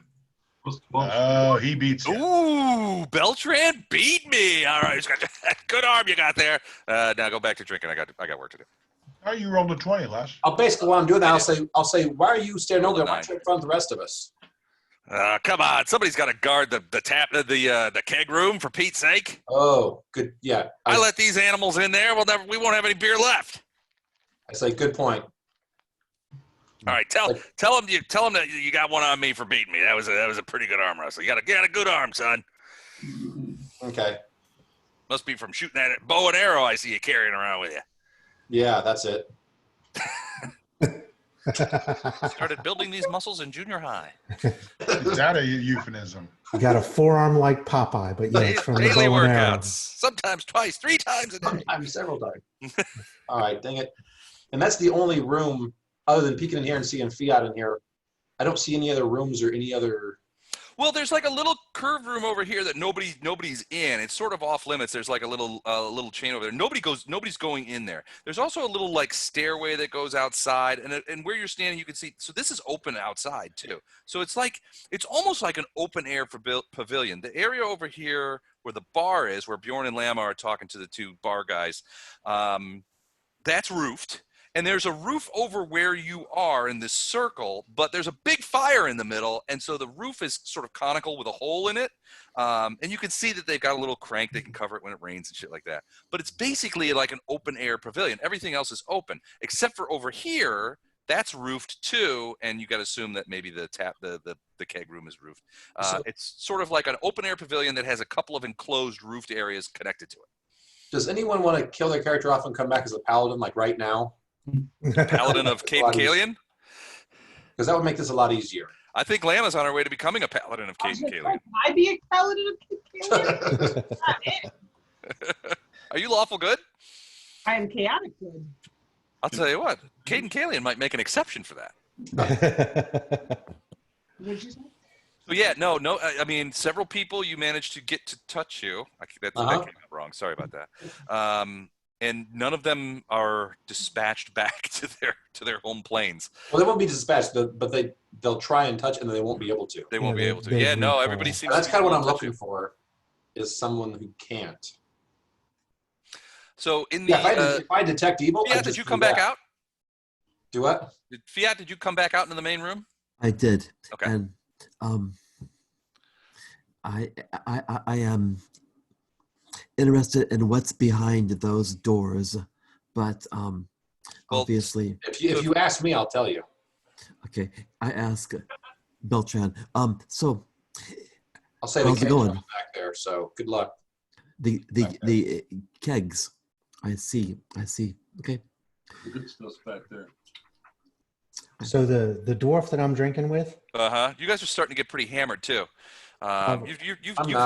You've hugged down about 4 major mugs of ale at this point, and you're starting to feel it. The dwarf seems he was a little drunk when he came in. He still seems a little drunk, but he's chugging this stuff down like there's no tomorrow. Yeah, Emma's buying rounds for the house. You're not sure where she's at. Bjorn's 6'5", 260. I think he can handle a beer or two.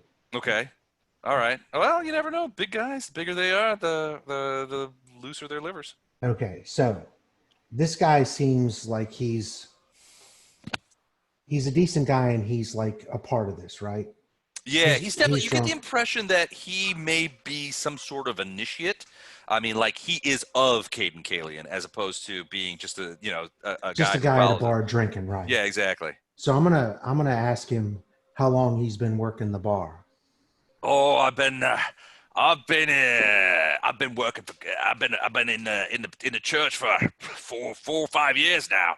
I always was a man of the pub. But when I found Cailean, that I knew my calling then. So I'm gonna tell him he seems like a straight shooter to me. And you seem like a straight shooter for a human as well. I like the way you hold your booze. Well, a man as big as you probably fill in a boot. Yeah, I'm not a bullshit artist. So I'm gonna ask you straight up. All right, sir. Has anybody new come in here? Anybody weird, a little different, hidden off? Somebody you don't trust? You're gonna have to be more specific. This is a Temple of Cayden Cailean. The only kinds we get around here are weird and different. Okay, See most of the usual drunks, but we get new people in here every day. You're new people in here. Yeah. So oof. All right. Like I said, straight up. So, any new demons show up? Demons? No, we don't get any demons in the heart of Cathir, and certainly none that come to Cailean. You know the Cayden Cailean is against demons and oppression of all types, and if there's anything that demons are about, it's oppression. It's So, are you sure something we can't abide? Are you sure there are none here? Well, am I sure? No, I only work the door. If they came in here all secret like, I don't know that I know about it. Most of these lot I've seen them 100 times before. There's a few new ones, I guess. Not really new. I mean, nobody else. I haven't seen any demonic behavior. I mean, you just saw the brawl. That really wasn't demonic. It was just people having a good time. But So, besides us, who are the newest people you've seen? When did that demon say? When did the little closet say he started hearing the voice? About a week to a week and a half ago. Okay, so besides us, obviously we're new here. But who's come in new between a week and a half that you maybe haven't seen again? Maybe they went somewhere else in the temple. Oh goodness! Honestly, I couldn't tell you. We get so many people in here, and everybody's drunk out their mind most of the time. You probably should talk to the high priestess. You should probably talk to Saphira about that. She's the only one who would really know what's going on. Which one is she? Oh, she's, unless I miss my guess, she was probably in the back telling some of those terrible jokes she likes to tell people. Tells everybody her name's Arnaud of the glory of the empire from Taldor. Well, she's originally from Taldor, so she pulls that off, but she dresses up and starts telling jokes. She's probably getting some beer thrown on her right about now. Those jokes that she tells are absolutely terrible. I knew I didn't trust the other board. But she's probably back there on the stage. She might be. She's been up there. She's been in there for a while. She missed the whole brawl, which she'll be aggravated about. But in the meantime, that's probably where you can find her if that's who you're looking for. She'd probably be the best to answer that question. I'll be honest with you, mate. I couldn't tell you if anybody new's in here. We get a steady stream of drunks every day. Did they say she's new in here too? This woman talking to Lama? No. She's the high priestess of the place. No, the one telling terrible jokes. The stand-up chameleon. So basically he tells Bjorn, the dwarf tells Bjorn that's Saphira. She when she goes up on stage, she uses the name Arnaud Deschamps, glory of the Taldan Empire, and tells jokes and stuff like that. But she's actually the high priestess of Cayden Cailean for this temple. She just likes to tell jokes. Makes sense. All right. Well, Sure. I'm gonna. Coming back into this? What was that? Are you sure Doug's not coming back into this campaign as another character? Because this sounds like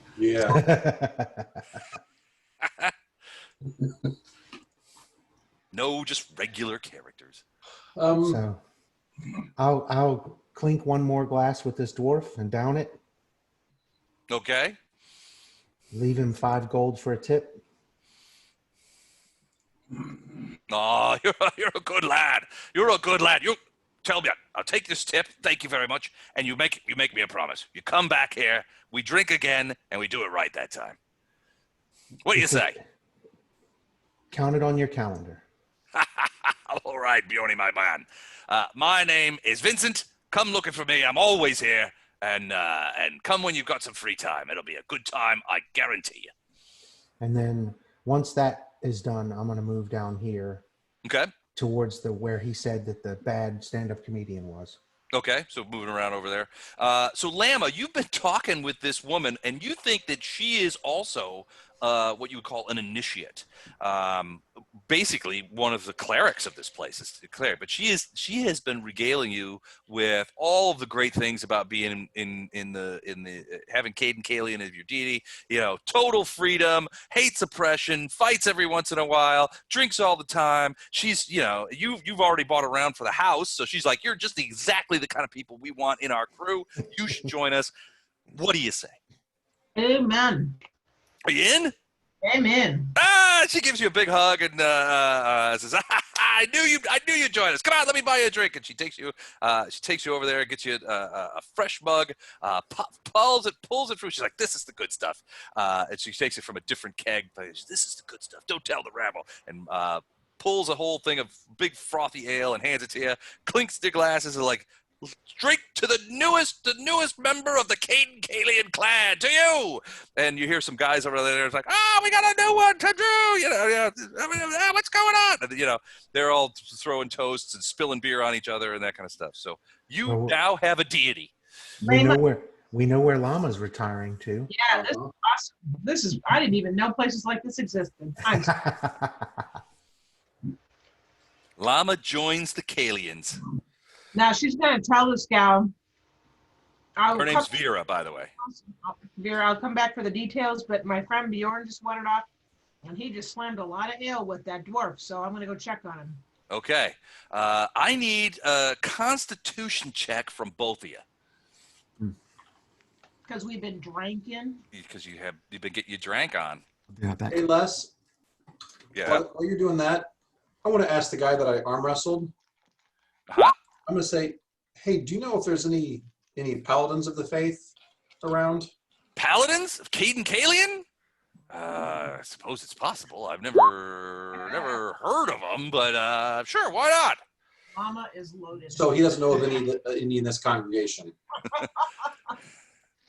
No, he doesn't know of any paladins of Cayden Cailean associated with This location. with this temple. He's frankly, he's like, I don't think I've ever heard of one, but it's possible. I don't see why not. So sure. Okay. The drunken master archetype. Hey, he did Sure, why not? we were supposed to do a constitution. Should that have been a fortitude save? Con bonus save. So you two, yeah, you're so Lama, you are a little hammered. So if you get into a fight, you are -2 to attack because you're doing a little staggering. So mine- You got a 21, so you're just fine. No, mine would have been 16. 16, still pretty good. Yeah, you're starting to feel it though. I mean, you had 5 big like liter mugs full of beer. I'm drinking with a dwarf. That's a bad idea all the That's way a around. bad idea. It's trouble. It's trouble in mine. But Phineas, the rest of you haven't been drinking all that much. So Beltran, you asked this guy about paladins. He's like, I never heard of them, but I suppose it's possible. Anything's possible under Cayden Cailean. You want to become a paladin of Cayden Cailean? Talk to Vera. She'll hook you up. Unless she's -2 to hit, but she's got +5 hit points, right? She might. Yeah. She. Anybody who fails their con save for drunkenness automatically gets orc ferocity. So if they're reduced to 0 hit points, even non-lethal, they still stay conscious. So they're 7 foot tall and bulletproof. Exactly. Yeah. Just like tequila. Bjorn, man, this place was awesome. I slap him on the back and get a little ale on him. Well, this is a new side of Lama. Can't say I don't like it. How about the old guy by the fire? What's he been doing all night? You see this guy, the old guy with the beard, he's just laughing. Even he's sitting in a chair, he's got his feet up on the fire pit, warming himself. He has just been drinking mug after mug of beer like a trip hammer, and he hasn't even really spoken to anybody. He's just sitting there and he's just laughing at everything that's going around. Even when the brawl was in full swing, he didn't move. He just sat in his chair. Chairs and mugs are flying over his head. He's and they just keep filling his glass, and he just keeps sucking them down. He's probably, since you guys came in here, he's probably drank 10 beers, and he's never moved from that chair. All right, so he's not normal. How about the chick behind him, 20 feet on the bar? Those two over there have been talking with each other. The guy on the left you're pretty sure he's been trying to pick up the girl on the right. They've just been drinking. The guy on the left got a little bit involved in the brawl, tossed a few punches around, but he came right back to his chair where she was. She didn't get up. She was just sitting there watching the show. But yeah, he doesn't look like he's done anything abnormal. So I'm gonna at least for this crowd. I'm going to move in here and bring Lama with me. Okay. Hook her arm, whatever, have her come with me. Anywhere you want, Bjorn.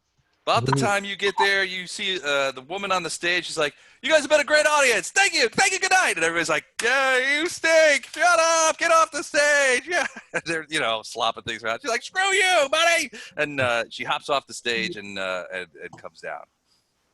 Where's Phineas at? Where is Phineas? Oh, Phineas is still on the table over. Oh no, he's wandering about. So Phineas, you said you were like walking around, sort of mariachi band style. Yeah, basically, playing in people's ear till they tip me. Yeah. All right. So you're making a couple of silvers. In some cases, you're making. They're giving you a silver to move along, sunshine. We're drinking serious here. Every rose has its thorn. I'm going to tell Phineas to keep an eye on the old guy by the fire. He doesn't seem normal. He's drinking way too much for an old guy. And he's got a funny beard. Yeah, his beard is really pointy. So if I can stand between him and the buxom Kadiran and flirt with the Kadiran, sure. I'd be more than happy. Absolutely. You could go over there. You could cop a seat and say, hey, baby, you want to take a look at my loot? What's wrong with a pointy beard? That's true. It just speaks evil. So she's like, hey, baby, what's happening? So you guys, it's very easy for you to strike up a conversation with her, although you're kind of putting off the guy in the turban behind you. He's like, hey, I was talking to her. He's like, move along, non-Bardo. That old guy kind of hears that guy say that. He's like, and somebody comes over and just sort of fills up his glass, and he's like chugging away. So he's just sitting there, doesn't say anything, just laughing, that kind of thing. All right, so Bjorn, you and Lama kind of come up from the south as the woman jumps off the stage, and you see Fiat kind of coming over from the other door, and you guys kind of she's like, hey, welcome. I don't recognize you guys. Welcome to the temple. Are you guys worshipers from out of town, or new guys, or what's the deal? I'm a new guy. I'm going to tell her. Guy. I'd like to introduce you to your new initiate, Lama.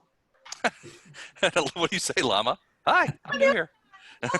This is awesome. Oh, that's great. A new edition. Oh, welcome. Your name's Lama. Oh, that's great. You remind me of a cartoon character I once saw, a Marvel character. So she comes over and she gives you like a big hug, and she's like, "Hey, welcome to the fold.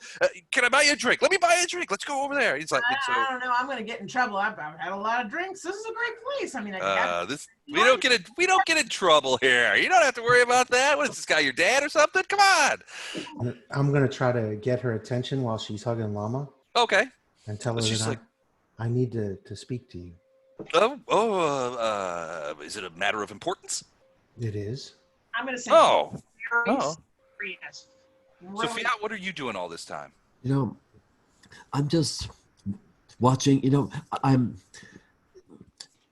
trying to. I would like to search the whole place for secret doors and look at people and see if anybody seems, strange. But I good luck finding somebody yeah, strange. They're in all here. strange. right, so So if you're going to look for secret doors, you're going to probably have to do it passively. You won't be able to sort of poke around and kick the walls and stuff like that. You're not looking for a needle in a haystack. You're looking for a needle in a pile of needles. Yeah, right.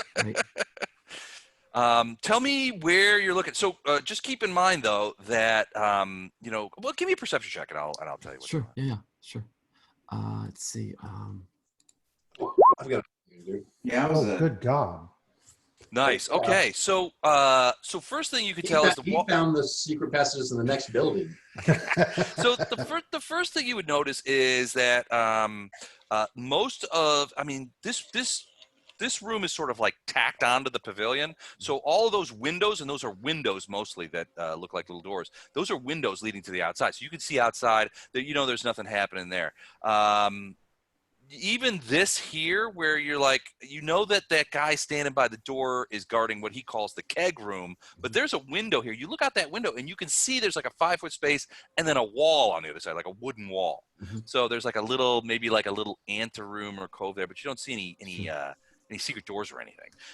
The only thing that you would think, after a quick glance, the only thing that you think might have any sort of secret passage or anything like that would be the stage. So you sort of amble over there and you kind of look around, but without taking a hammer to it and sort of like noodling around in a way that would be very obvious to the drinkers, you don't see anything that looks like a secret panel or a secret door or anything like that. It looks like a normal sort of crappily built stage, in this area.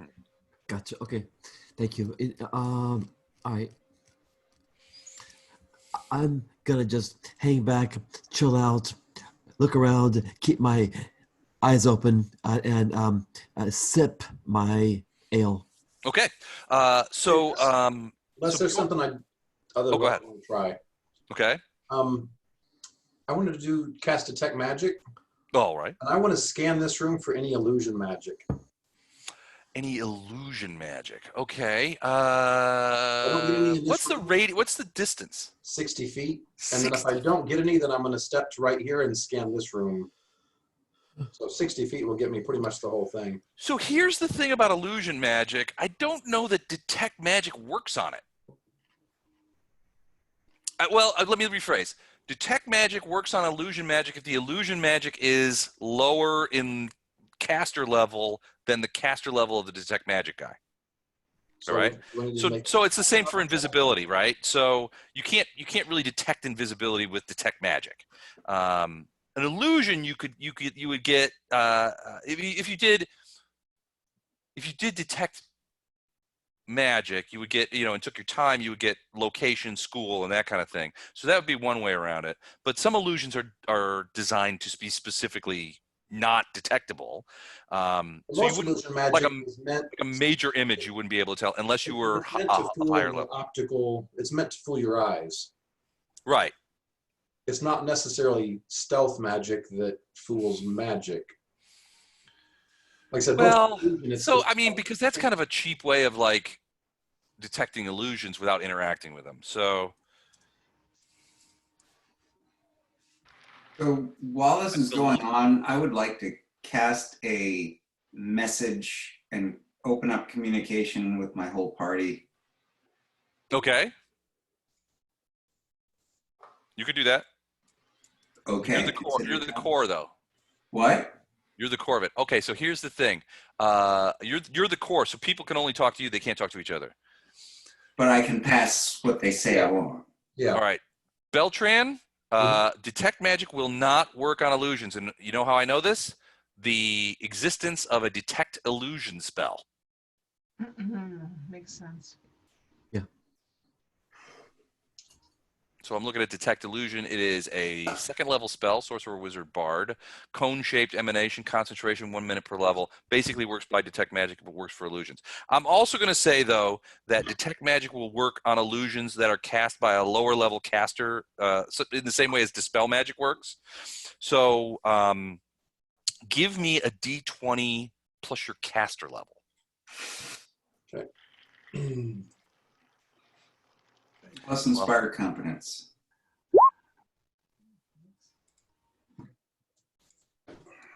$15. Okay. Hold on just a second. Let's go. Did you say 60-foot radius on this thing? It's a cone. It's a cone. Okay. But I was going to scan this whole room, and then if I didn't see anything there, walk into here and scan this room. All right. So everything in yellow is what you can scan from Right. the point of view of detect magic. So you detect a couple of different magic items, nothing very strong. I expect to see magic items just 'cause, Yeah, in certain cases, like so one thing that points out is the old guy by the fire that Phineas and John Hyle are by. His mug is magical, but it's not very strong magic. So you do get a little bit of magic coming from Vera, and a little bit of magic also coming from Vincent, but you're not kind of sure what it is. Okay. And like I said, if I don't get anything there, then I would step into this room to right here. Okay. And then scan this room. Okay, so you see Lama and Bjorn talking to a woman. The woman has some magic on her, and you see obviously Bjorn and Lama, their magical items and stuff like that. You do, if you wait and, so are you gonna wait and get schools? Yeah. Okay.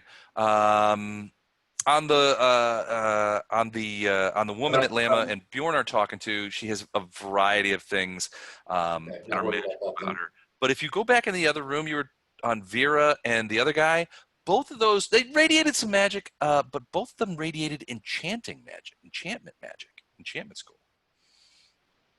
Okay.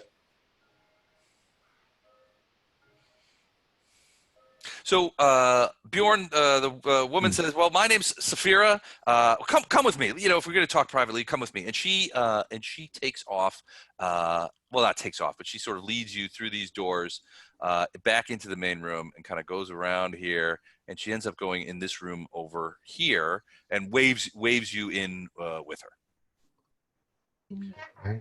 Takes a seat, and a woman comes in and brings her drinks, brings you all drinks. Lama, I'm assuming you stagger in there as well? I'll sit at, yeah, that's fine. Okay. Oh no, you were right the first time. All right. And, Fiat, are you in Beltram? You see Fiat, you see them all three go out. Do you say anything or do anything? And Phineas, you and John Hyle see all three of them sort of pile through. I would be calling out to actually asking Phineas if anyone knows who that woman is that those two are walking with. And I relay that along. Anyone know who that is? That Kira? Somebody goes, stand-up comic. They're the worst. But if someone says she's in charge of the place, then I want to be at least able to hear this conversation. So if I see him walking over there, I'll be at least come over and stand close by, or. I would imagine Fiat would have suspicions at this point. Okay. Fiat, do you say anything? Where'd you go? Oh, there you are. So you guys are all like piling in this room? Sure. I come in the room, I just want to. Well, she looks at you guys when you come in and she's like, hey, go back out there and drink. Private meeting. No sweat. All right, I'll go. I was just getting drinks from the barmaid and whoever comes by, and he's watching people around the room and enjoying the fire, keeping an eye on the buxom lady and the old guy with the beard. Okay. So Fiat, you're just going to stand over there at the edge? Yeah, I gotta sleep soon. Oh, what time is it? Oh, it's 11 o'clock. Do you guys want to stop here? I'm sorry. No, it's okay. We'll stop here. Next B team, we'll find out what Saphira has to say, and you can tell her your story as well. I will get you. So, Mike, I will get everybody the camp stuff and the 3 bags of gems. Fiat, Eric, send Mike your sheet, and he'll do Excel. Thank you. And then Thank you, Mike. Lama, I will send you some information on the Cayden Caileans. And I will see you all next week. Cool. All right. Great game tonight. Thanks, you guys. Thank you. Thanks, Les. Thank Good you. night. Take care. Yep. You too. Have a good week. Hey, did he leave already? Eric, you still there? Let's get Yes. together sometime this week and talk about the writing stuff and a couple other things I wanted to ask you about. Love to. Sure. Just let me know when you're free. My evenings are kind of a mess, but let me know Sure. if you have some free time. Well, during the day I got time, but I'm with kids, and which is, if that's okay with you, Doesn't bother me. cool. Then let me wrangle Yeah, something with wife. let me know and tomorrow. Kids. Cool. Yeah, just Gotcha. drop me an email or something. I will. All right, cool. Thank you. Good night. Later, dude. Take care. Have a good one. You too. Hey, Tom. Hey, looked like you had when I came on and saw all those characters, I'm like, holy crap. Hold on, I gotta stop the recording.